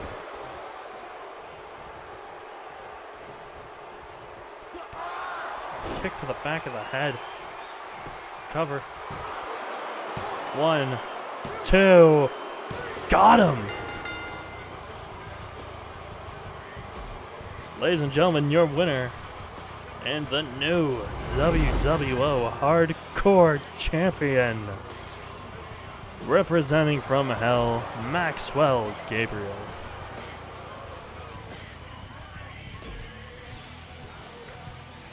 The Hardcore Championship has changed hands. And if you are a champion tonight, that is now 3 titles that have changed hands of 4. It ain't looking too good for you. But coming up next, Rain Wright is going to be facing a mystery opponent. Who's it going to be? Any productions from the crowd? One person can hold their title. Adrian O'Reilly has retained his Intercontinental Championship.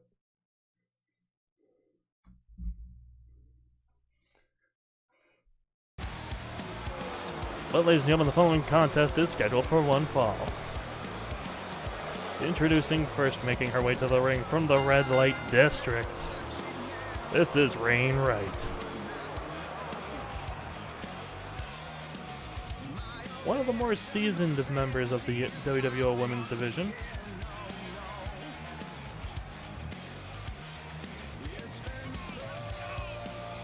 Going up against a mystery opponent, a competitor she does not know about.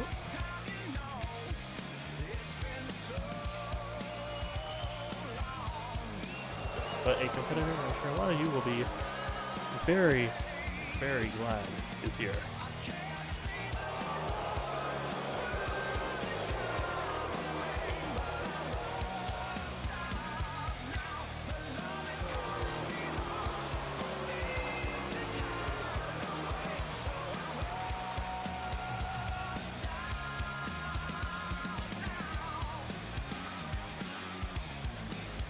And her opponent, making her WWO debut. She is the daughter of Goddess Dawn from the skies above. This is Paige.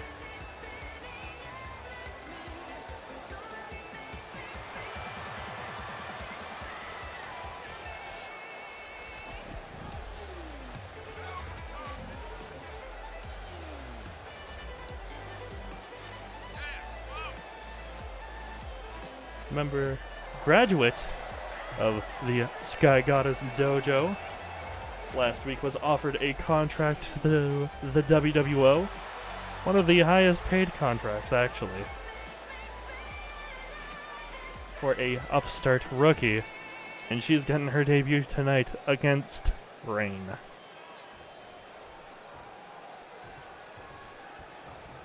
The bell rings and the match is underway.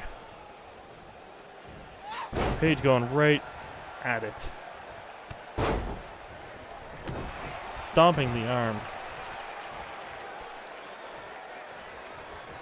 And now going after that arm. Oh! Hello, Paige. It's a stiff introduction to the WWO with that knee to the face.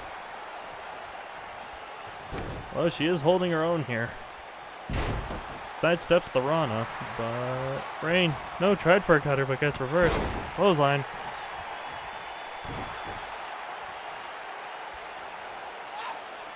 And now, Paige showing that intensity that she learned from her mother. I don't know why I said it like that, but they're just rolling with it. Into the corner. Clothesline to the back of the neck. Oh, Rain trapped her with the leg drop. Or the drop toe hold.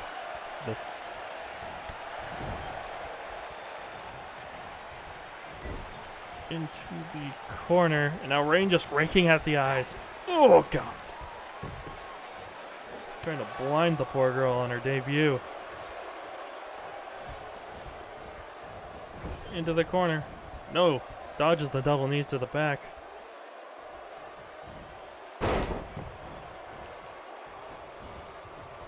Sidesteps, kick to the stomach. Sidestep the big boot. Get a little bit more comfortable here. Rain gets, Rain whips Paige to the corner. Hip attack. And now just admiring her handiwork. Well, you're going up against someone like Paige. I understand she is a rookie here in the WWO, but you do not want to go easy on her, although it does not seem like Rain is cover. Only gets a count of one, though.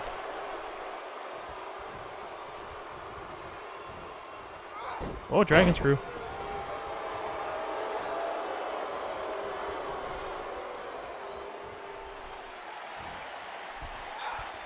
Oh!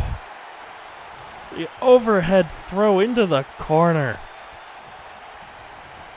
You can definitely tell she was trained and is the daughter of Goddess Dawn. My God.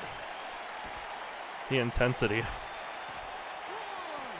Referee's 20 count has started, but Rain does not want to spend any more time than she has to on the outside. Back suplex. Bit of a package there at the end, the way she clasped her leg down. Oh, stun gun.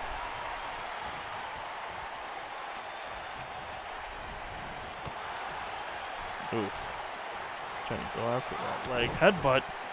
And a second one. Oh, 3 shoot headbutts in a row.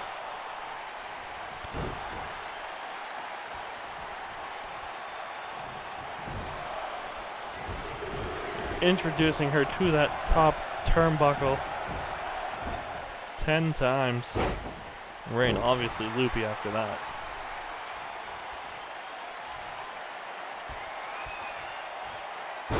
Ooh!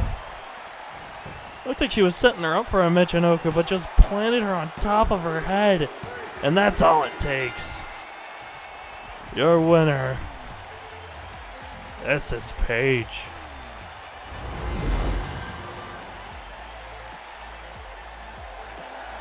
My God.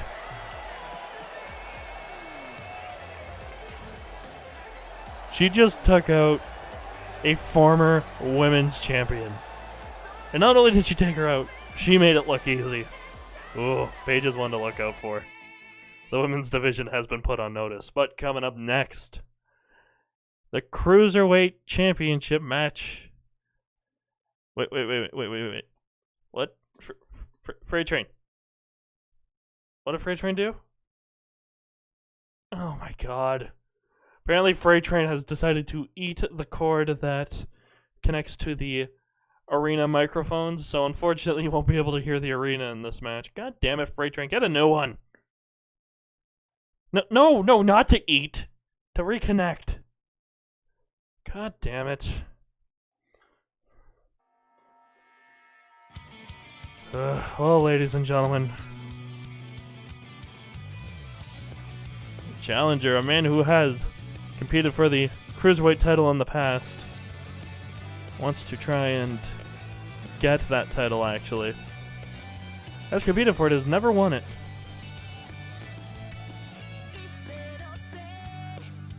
So, will he be able to do that tonight? He has never faced Scotty Hollywood in this caliber before, or even in a one-on-one match, I think. I may be corrected, but I do not think that match has happened, so could be first time ever as well.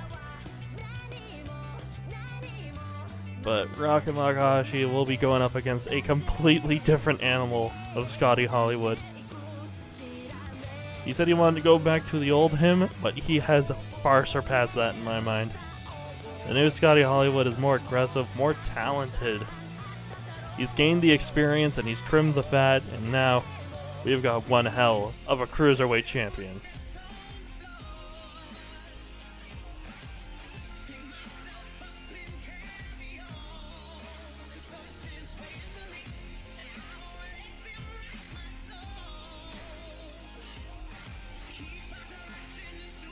And he won the title, so he turned the robe gold. I like it. I like it. It also looks like he put some glowing paint on it. Interesting. Well, I mean, it is his title. He can do what he wants with it right now.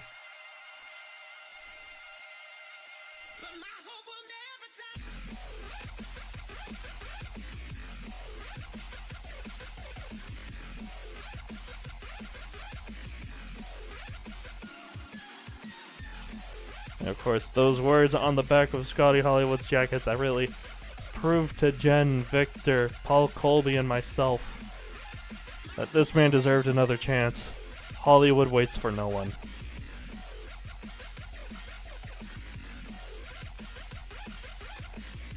He knew he was on the chopping block and he did not want to go anywhere. WWO has been a home for Scotty Hollywood, and he wanted to fight to keep that home. And by God, he delivered. When you look back at Dawn of a New Era, we saw the old Scotty Hollywood tenfold.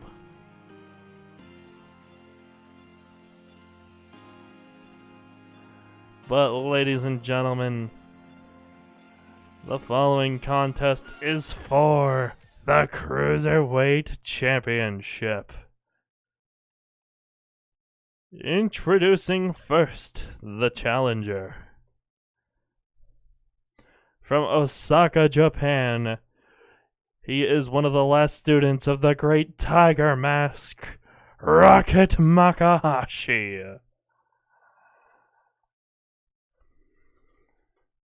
And his opponent, hailing from Hollywood, California, he is your current reigning cruiserweight champion, Scotty Hollywood. See, looking down at the title. Focus and determination in the eyes of Scotty Hollywood. He does not want to let go of that title anytime soon.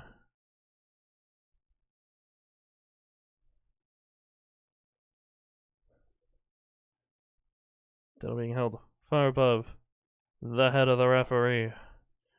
Rocket. Scotty. Bell rings and the match is underway. Oh, God. No, Freight Train. Freight Train, not the video cable, too. Did someone just get him out of the fucking production truck? God damn it. Stomping the leg. Punch to the head. And a back body drop.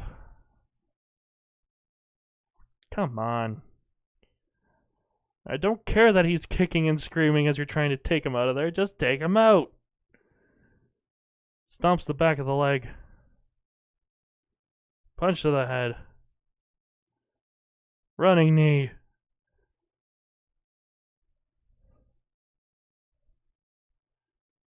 Gets him back to his feet. Hollywood pushes him off. Gets back into the ring. Okay, come on. Suplex. God damn it. Okay. No. Hopefully we should be back up to speed soon. Apparently he went kicking and screaming on his way out. They have to fix some cables here and there. Wrenching on the neck. And again. Just trying to wear down Rocket Makahashi.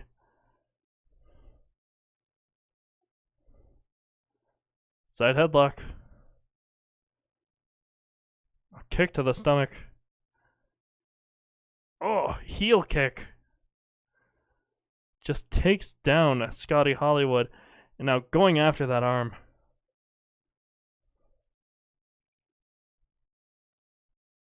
He's got the leg tied up. Bit of an inverted Texas cloverleaf. Putting all the pressure onto the knee, as well as the shin of Scotty Hollywood. And Rocket's going up to his feet, or going up to the top rope, I should say. Maybe thinking, oh.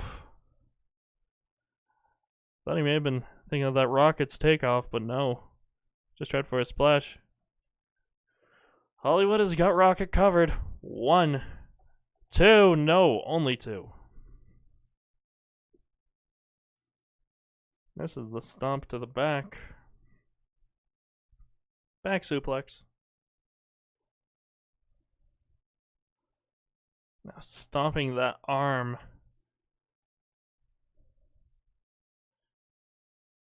If you can't gain control of your arm, you can't go for a pin.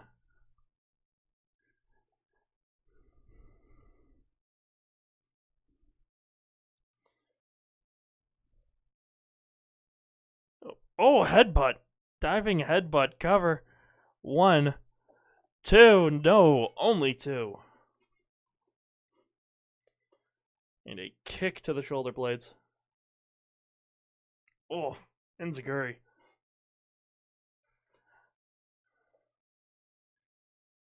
Now just wrenching that neck. Almost trying to tear the mask off. Of course, as I mentioned, Rocket, one of the last people trained to... Ooh! Gave Scotty Hollywood a version of the Hollywood kick. But as I mentioned, Rocket, one of the last people trained by Tiger Mask, wears that mask as a symbol of honor and pride. Oh, driver. 1, 2, no, 2 only.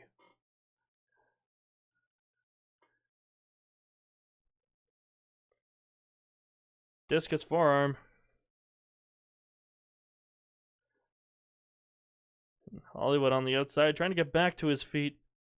Punch to the head, though. As he gets back in, super kick. Cover. 1, 2, no, only 2. And Hollywood figured that would be it. But he was wrong. Oh. What could he be looking for here? Oh! Dear God. A stiff knee to the head. Cover. 1, 2. And it's over. My God. That make or break knee strike.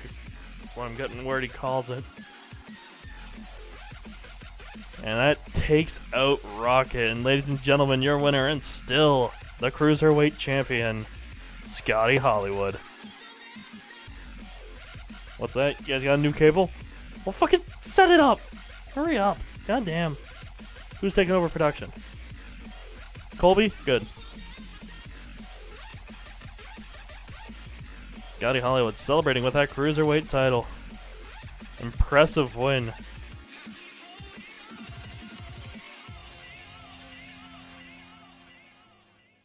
But coming up next, ladies and gentlemen, the cage is above the ring.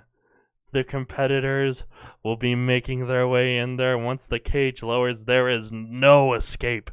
You climb out of the cage, that is a forfeit. You escape the cage, that is a forfeit. Only way to win, pinfall or submission.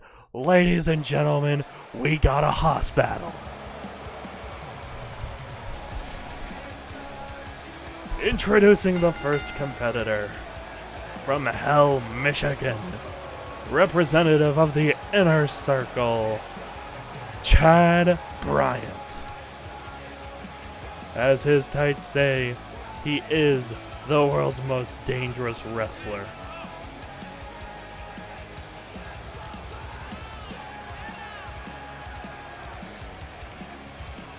You can probably see it in the background there. That steel cage. Both men will make their way into the ring. The cage will be lowered. And then the fun begins.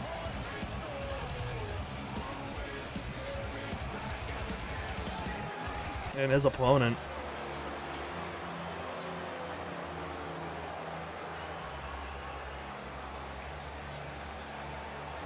making his way to the ring. He represents the Court of Darkness. He is the RWR Revolution Champion. The Corrupted King, Mr. Troupe.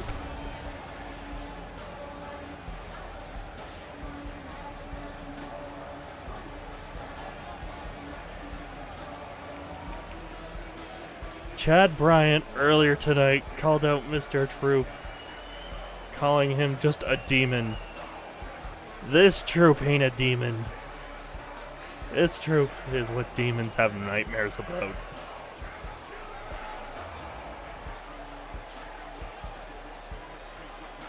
I don't think Chad realizes what he signed up for.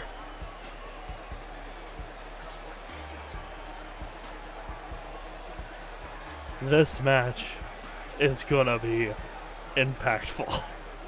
I won't be surprised if part of the cage breaks, or if part of the ring breaks.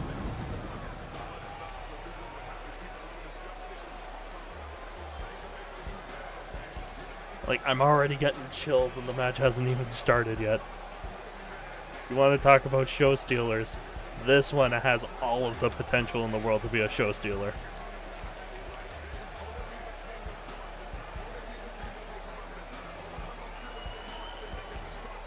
Got a former MMA fighter, former shoot fighter in Chad Bryant, going up against a man who is easily one of the best in the business. One of the men who have been on top of the pedestal for so long. Yet to be dethroned, probably will never be dethroned. The King of Darkness, Mr. Troupe.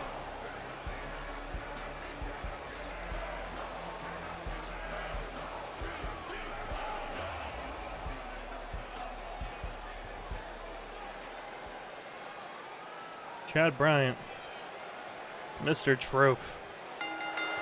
The bell rings and this match is underway. Running knee from Troupe. And those mounted punches. Throwing in a couple elbows too, trying to bust open Chad. Oh my god.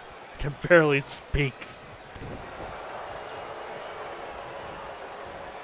And Chad was not expecting this. First, you have the referee out there because this match can end by stoppage. If one man is not able to smartly defend themselves, the match will be called. That is the only reason the ref's not out there. Well, the only reason the ref is out there, I should say. He's there to make sure we don't get a liability claim. Oh my god, Troupe. Oh, Jesus Christ.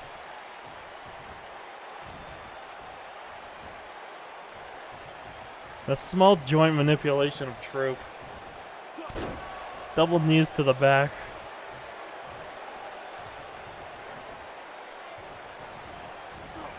And Chad gonna try and fight back with that pullback clothesline. Although, Troupe is not someone you fight back against. Talk about winning matches and surviving matches. You go up against Troupe, you survive the match, you don't win it. Going after that arm.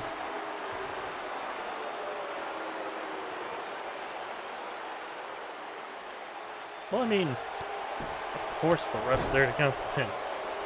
I'm talking about the reason why he's outside of the ring. First of all, ref don't want to get... Oh, wait, Kimura!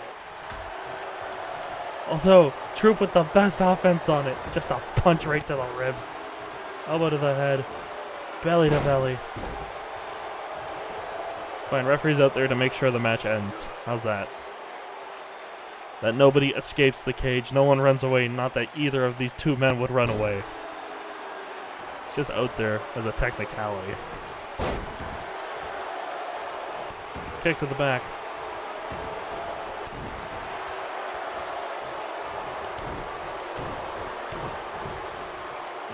Oh god, those kicks, stomps to the ribs.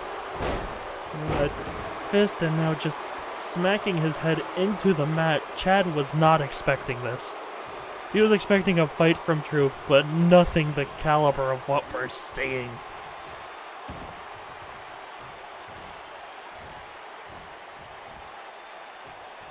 Just pulling those fingers back as far as they can bend. Double knees to the back.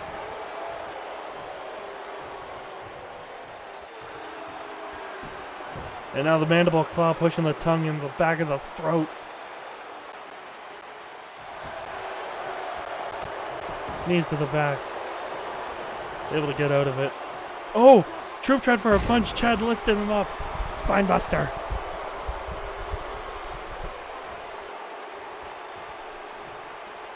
Chad bringing Troupe back to his feet. He's going to try and take out Troupe here. A couple clotheslines. And a jumping one to follow through.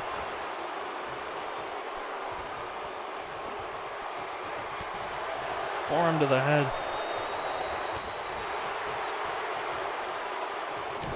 Now these two men are just in a striking competition here. German, though. Oh, could be trying for that Chimera Plex. And he gets it. We know he will usually follow this up with an MDK, but will he be able to lift up Troupe for it?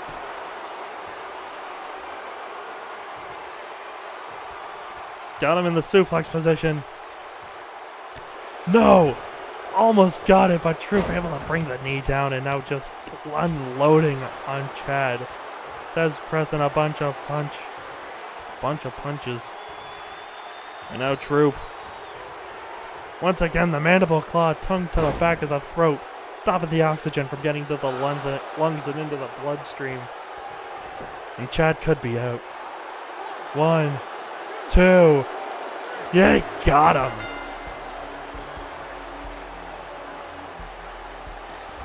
And ladies and gentlemen, your winner, Mr. Troupe.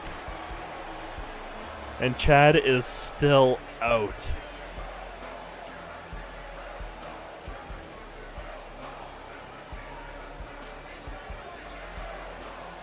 Chad Bryant is one of the toughest men we have in the WWO, and Troupe beat him like it was nothing.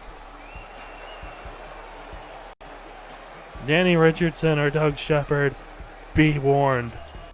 Troupe's here, and he's coming. But coming up next, the WWO Tag Team titles are on the line. As we clean up the carnage in the ring, the basically puddle of viscera that is Chad Bryant left smeared in the ring.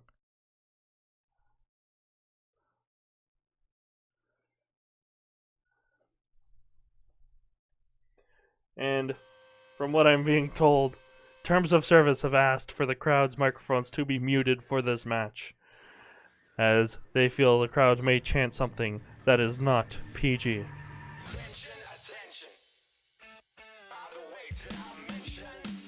So they want to make sure that the virgin ears of the fans at home do not get tainted in this match.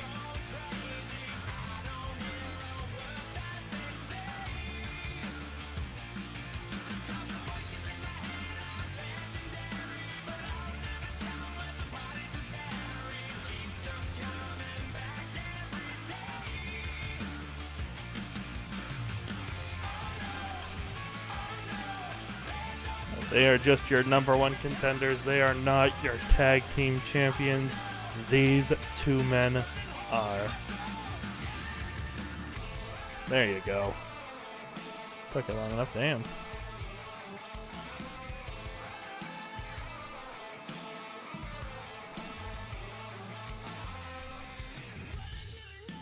And you see basically the complete polar opposites of the Terms of Service. Jesse and Bradley, the Carters. Two men who made their return at the end, quite honestly, the last episode of WWO Legacy. No, WWO Dynasty, my apologies. Made their return then, won the Dynasty Tag titles, and then won the Unification match at Dawn of a New Era. And ever since, they have been the top of the tag division. Nobody has been able to dethrone them yet, even give them a loss in a tag team match since their return.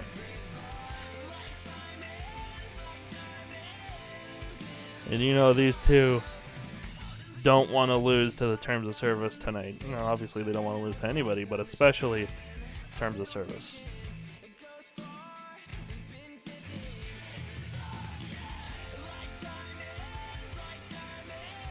And ladies and gentlemen, the following contest is for the WWO Tag Team Championships.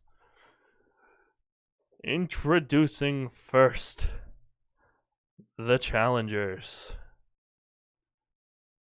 They are the Kings of Censorship, Mason Collins and Brian Stevens, the Terms of Service. And their opponents, they are representatives of the Inner Circle, Jesse Carter and Bradley Carter. They are the Carters.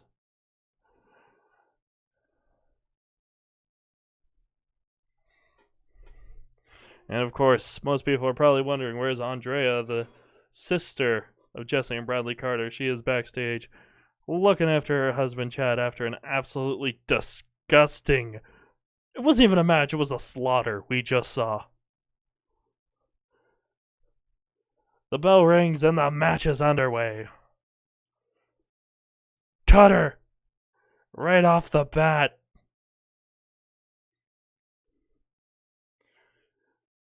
Sends Brian Stevens into the corner. Fisherman driver.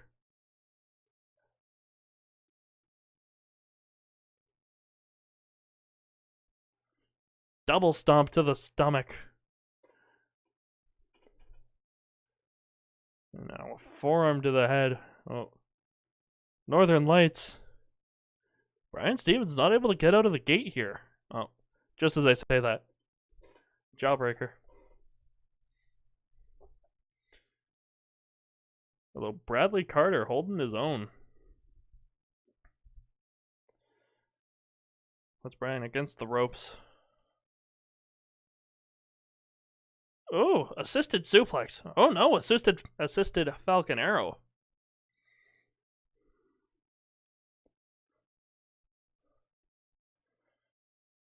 And now is he going to try and put him in the corner? No, against the ropes again. And he's going to go for another one. Gets him.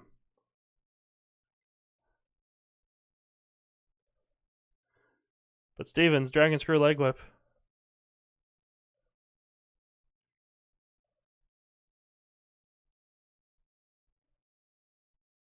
Gets sent into the corner. Reversal. Oh. Is he going to tag in Mason? He does. The bigger man, Mason Collins, has entered the match with a stiff punch to the ribs of Bradley Carter. Hangs him up on that top turnbuckle. And just like that, Terms of Service are in control of this match. And just a stiff haymaker. Oh, Bradley not trying to fight back. Oh, stiff punch.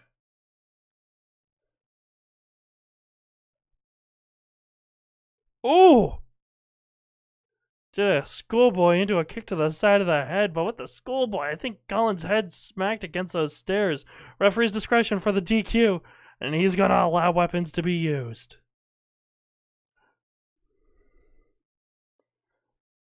Throws him back into the ring. Which, I mean, you want a way to upset the censors of Terms of Service. Reverse neckbreaker. You want to introduce weapons. Because according to them, that is not PG. And Bradley taking his time, just dragging the giant body of Mason Collins. Well, giant in proportion to them anyways.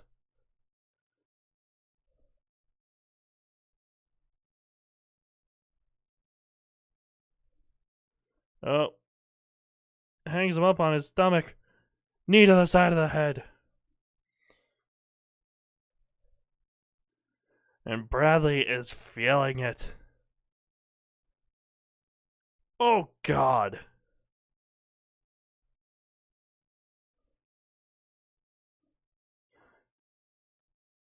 Mason Collins has taken control of this match again. Hangs him up on that top turnbuckle. And now just stomping Bradley Carter's head. Bicycle knee. I think he just took him out. 1, 2, no. Bradley Carter. The heart of the Carters lives on. Oh, Mason could be looking to snuff out the flame. Discus lariat. Covers him. 1, 2. Jesse keeps the match alive. Line of censor. My apologies. Arm drag.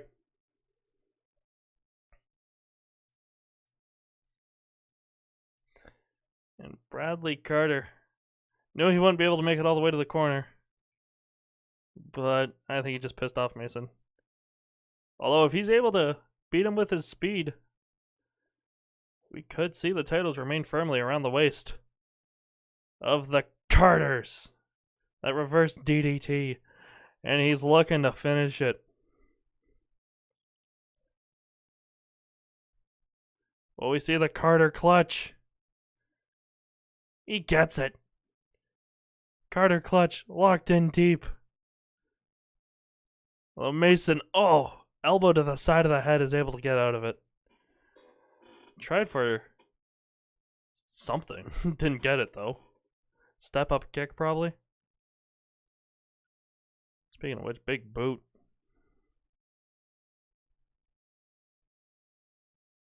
Now he is going to put him in the corner. Oh, Carter's. Could very well be looking to finish this. That running knee to the side of the head. And just stomping the face of Mason Collins. Jesse gets tripped. And Mason's looking to finish it here. Ooh. Dagger bomb.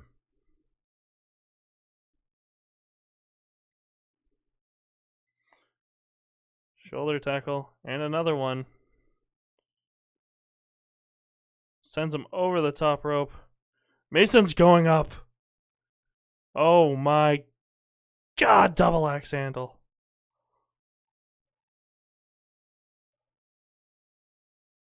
And he could be looking to put him away here. Discus big boot. No, Jesse sidestepped it. Into the corner. Oh! Face into that second turnbuckle. He's lucky he didn't break the nose of Mason Collins. And now wrenching that neck. Putting all those ligaments in the neck to test. And may have been looking as a way to set up the Carter clutch. Yeah, he's a big man, but he's got him. He's got him.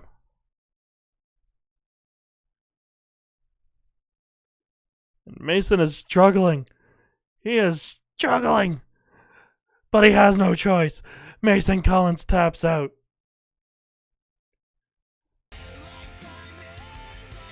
And ladies and gentlemen, your winner, Jesse and Bradley, the Carters.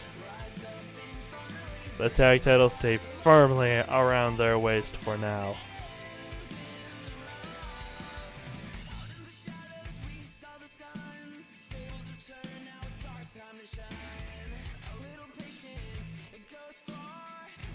Alright, Colby, you can switch the audio back on for the crowd.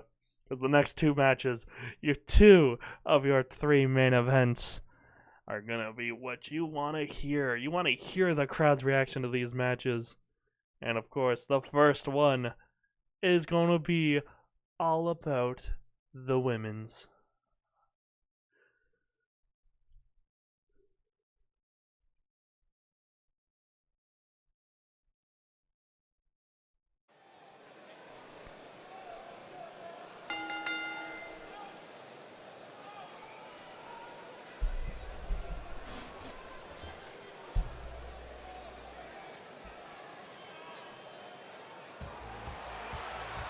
Of course, the challenger, someone not a lot of people expected to win that little mini tournament we had to determine the number one contenders to the women and men's championships, world championships. If you want somebody who would label a dark horse, you have to look no further than Ellie. And considering the matches both of these women have been having, not just Ellie, but also the women's champion Goddess Dawn, there's a terminology in wrestling called a barn burner. This is going to far surpass that. She may be half the reason why, but this is the other half.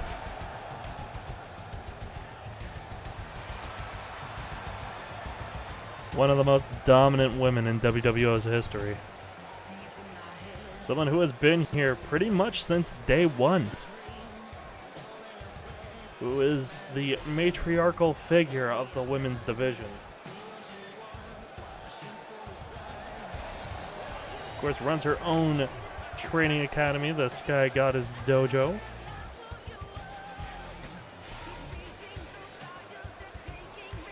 Fuck, sorry to hear about that, Victor. Damn. Stay safe, pal. I hope everyone's okay.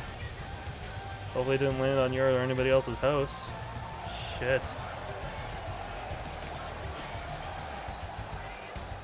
Yeah, I agree, get to safety. Damn.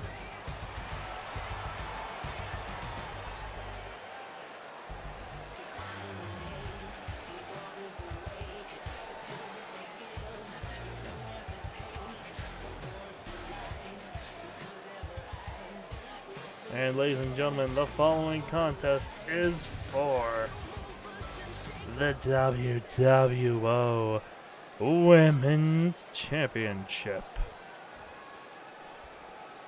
Introducing first, the challenger from Windsor, Ontario, Canada. This is Ellie.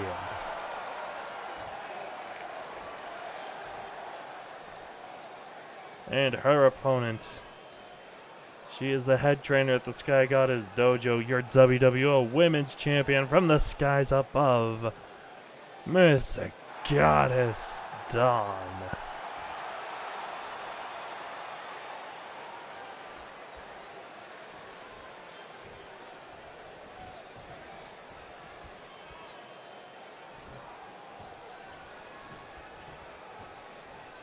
And Ellie, not even taking a second to look at the title. She knows there'll be plenty of time to look at it after she beats Goddess Dawn tonight, if she's able to do it. The bell rings and the match is underway. And Ellie just starting off with some blows, taking the fight to Goddess Dawn.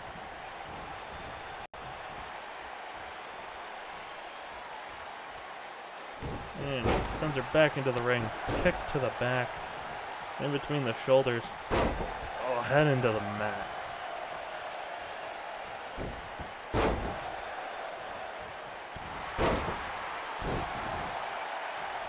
And just as I figured, these two are giving everything they got starting out of the bat. Rana.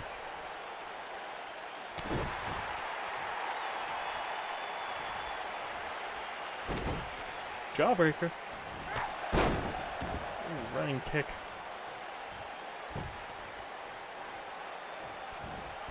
Sidesteps the big boot. Clothesline. And going after that arm. Very smart move. However, Dawn's too smart to let that slide. Kick to the stomach. Ooh, Bella Buster. Face first into the mat. One. Just a one, though. I think Ellie knew she wasn't going to win off that, but at the same time, just wanted to prove to Dawn that, yeah, she's still here. Oh, knee to the knee. Made Ellie lose her balance. Knee to the face.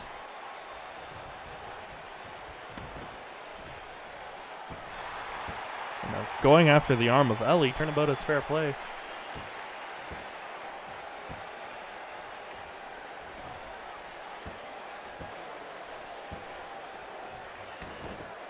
Oh, Ellie is able to adjust herself to get out of it. Oh, elbow to the side of the head. Takes down Dawn.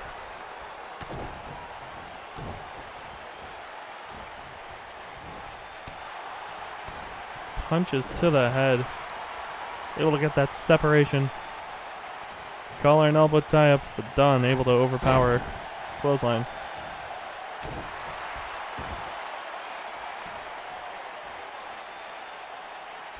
Oh geez. Arm snapper. Trying to dislocate that shoulder. Can't do that handspring kick if she can't stand on her hands. One only.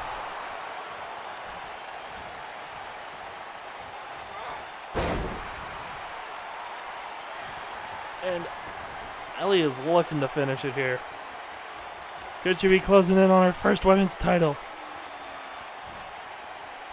Apple core. Shoots the half.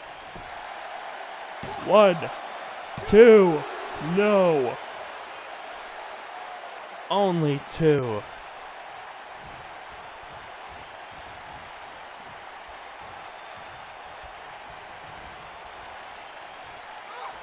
No, DDT. Just adding some extra emphasis. Dragon Screw Leg Whip. And she's clapping on Ellie saying, good job, come on, keep going, keep going. Over the top rope. Oh, Jesus. Oh, shit, oh, shit, oh, shit, oh, shit, oh, shit, oh, shit, shit. Oh! Back suplex on it to the apron.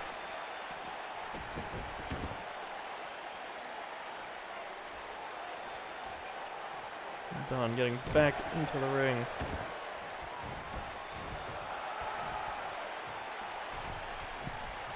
Up to the top rope. Misses the 630. And it's gonna wrench that back. Just after Dawn lands on it, but Dawn able to get out of it. STO trips her up. Stomping the arm.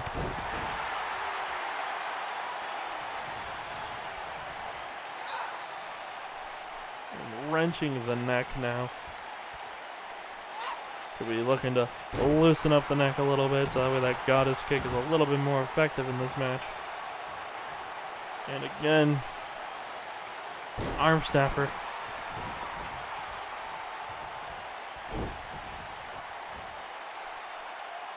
Ooh! Rana! Dawn thinking a pop-up, but Ellie was able to keep her balance about her. And hit Goddess Dawn with a Rana. Dawn slowly gets back to her feet. And Ellie's just standing there drawing in Dawn. Just going after the ire of Dawn. Single leg Boston Crab. But Dawn is able to push her off.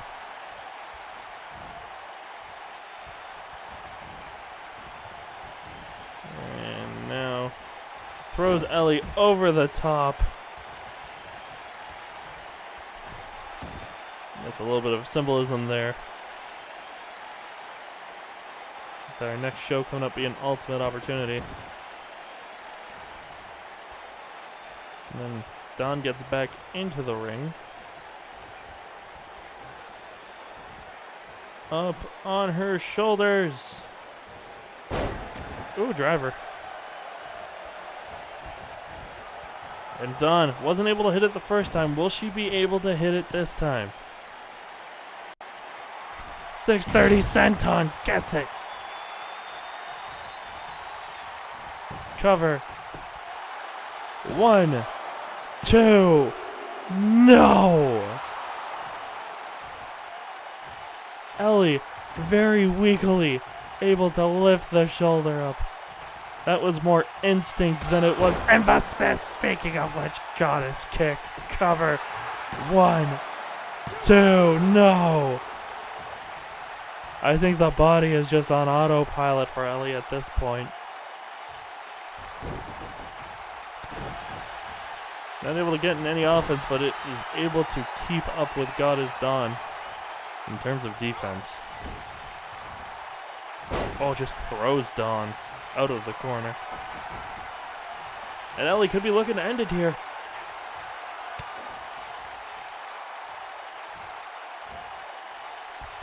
Apple core. Could we be looking at a new women's champion? Cover. 1, 2, no! Just barely. Goddess Dawn survives. And Ellie is feeling confident. But at the same time, you can't let that confidence kill you in this match. Flips over Dawn. Ducks beneath the clothesline and hits a clothesline of her own. And Ellie is fired up. Dawn sends Ellie into the corner. Oh, sitting her up on the top rope. Oh, jumping knee. And Dawn could be looking to finish it here.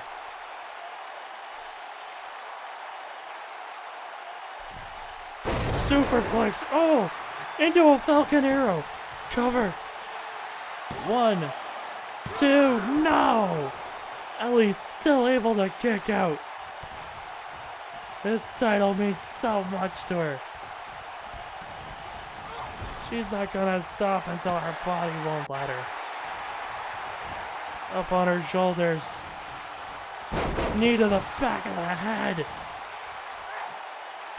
Delivers an elbow to the top of it. Goddess Dawn is going strong style in this match. 6:30 senton.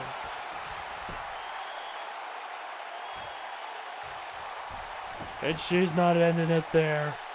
She wants to make sure she puts her away. Goddess kick. Cover. 1, 2. It's over. It took everything she had. But Goddess Dawn, able to keep her title, puts away Ellie. My God.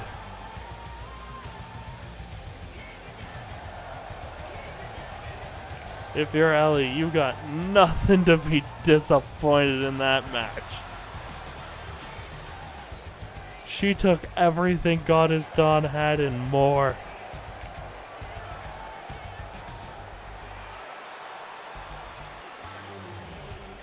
I think we just had a match dethrone the Intercontinental title for match of the night.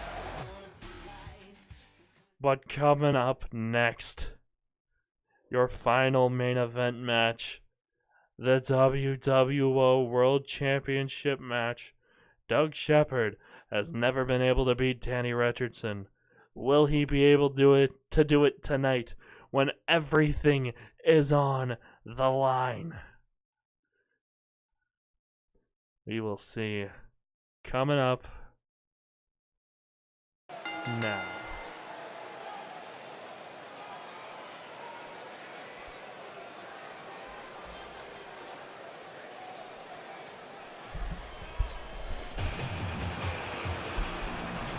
A man who has not been able to pick up a win recently. Well, he did win one match in RWR, but he has had a big chip on his shoulder.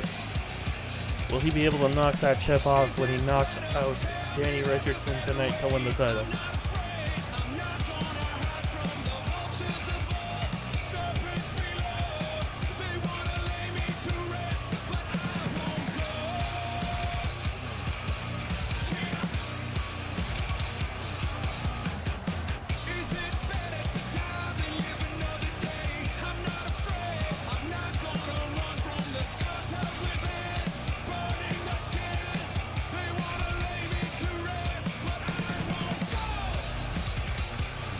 Poll started. Who do you got? So just type exclamation point vote, and in brackets the number 0 for Danny, 1 for Doug. Who do you got? Oh, sorry, no bracket. Danny currently leading the pack.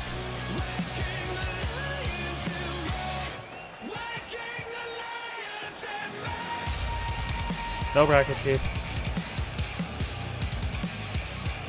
Hey, you already voted. No double voting. Get out of here.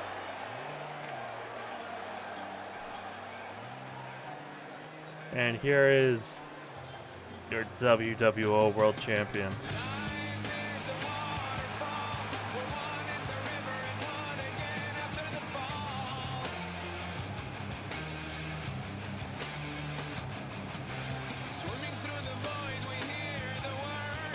3-0 so far for Danny.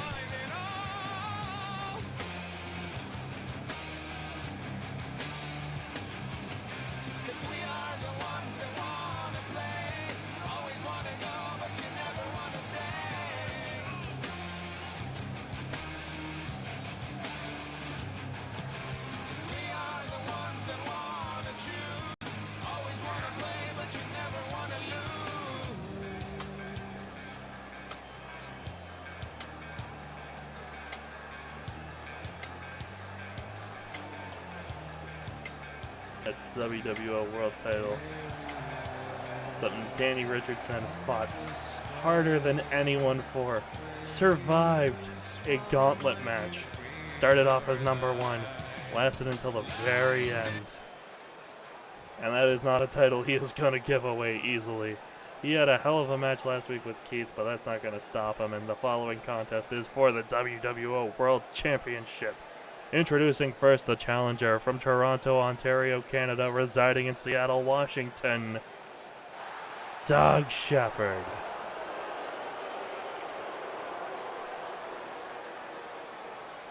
And his opponent from very Long Beach, California. This is a dirty Danny Richardson. Of course, your WWO World Champion.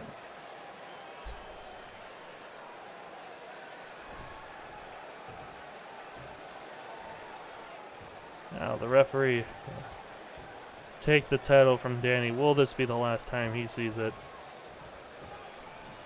And Doug with a look of pure determination on his face. The title being held high.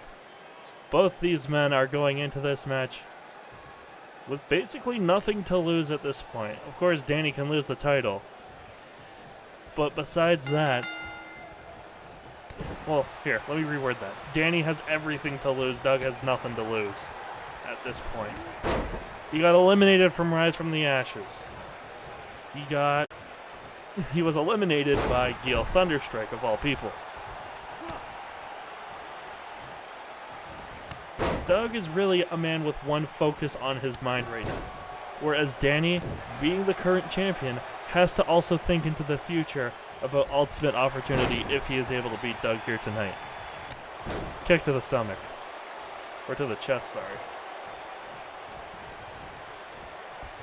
Now holding down that arm and stomping that hand.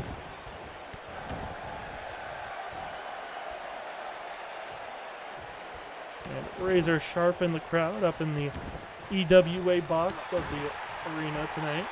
Bringing up a good point. Doug's focus will be more on this match than it was Rise from the Ashes. That is true. Very well could be.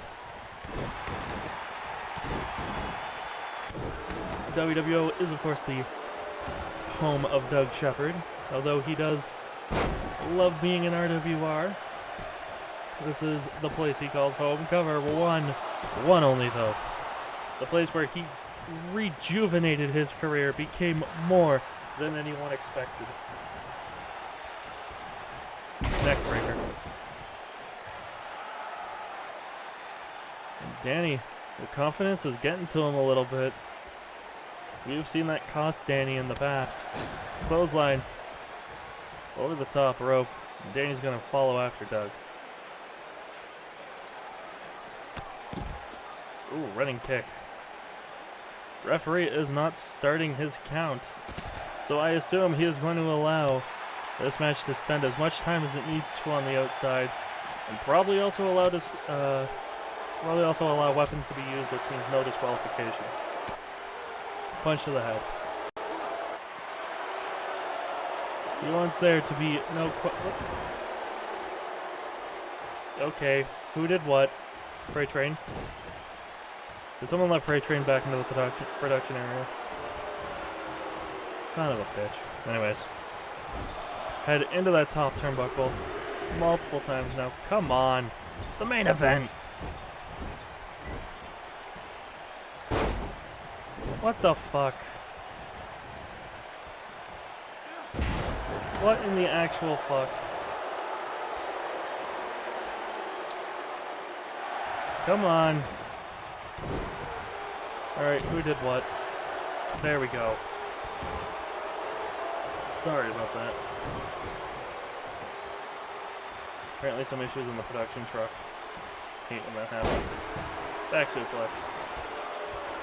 Well, since you couldn't see it at home, okay.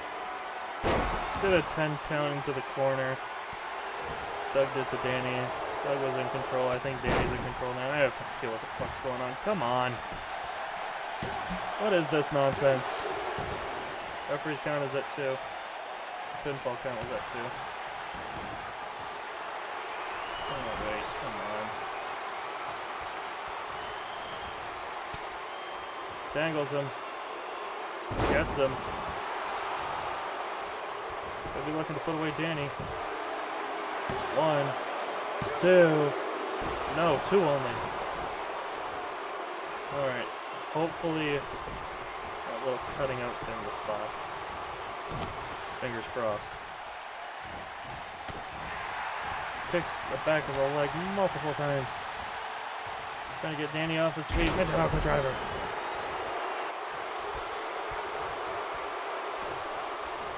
And now going after the trapezial muscle. Hard to lift someone if you can't use that muscle, so he's trying to get rid of that clean shave. Oh, a spike stuck on his head.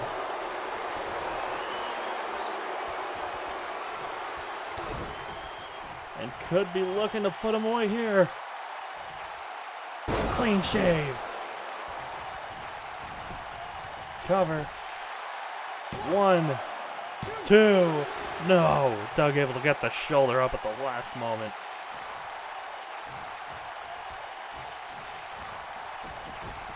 And Danny Richardson is feeling it. Oh, he could be feeling it a little bit too early. Clothesline for Doug.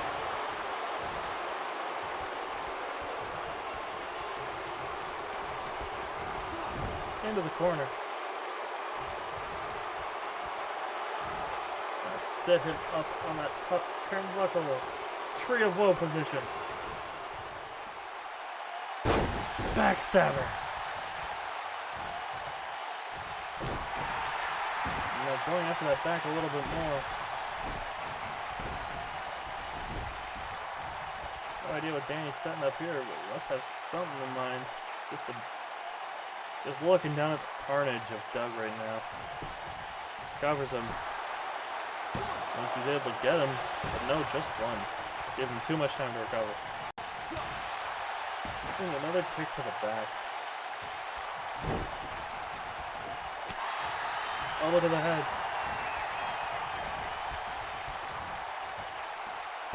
Ooh!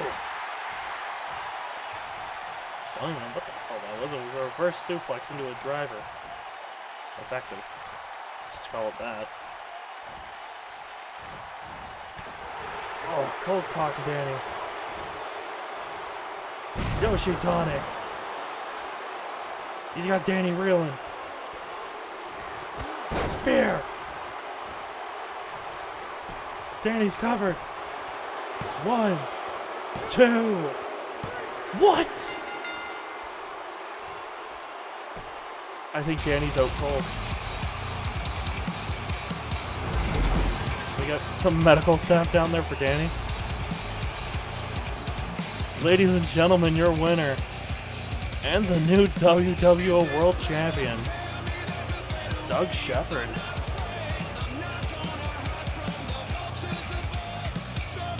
I think Doug cold-cocked Danny there, just put him out on his feet, the Yoshi Tonic and the spear. Because if you notice, he had to pick him up for the spear. Usually Doug likes to get his opponents to stand up and then measures them. I think Danny was out cold. My God. Well, shit. Ladies and gentlemen, your new... I don't know what to say. I'm shocked, to be honest with you. But anyways, I want to thank you all for coming out tonight. I want to thank you for being a part of WWO's Darkest Hour. And, well, my name, of course, is Devin Sheppard. We'll see you next week for WWO Freedom. Have a good night.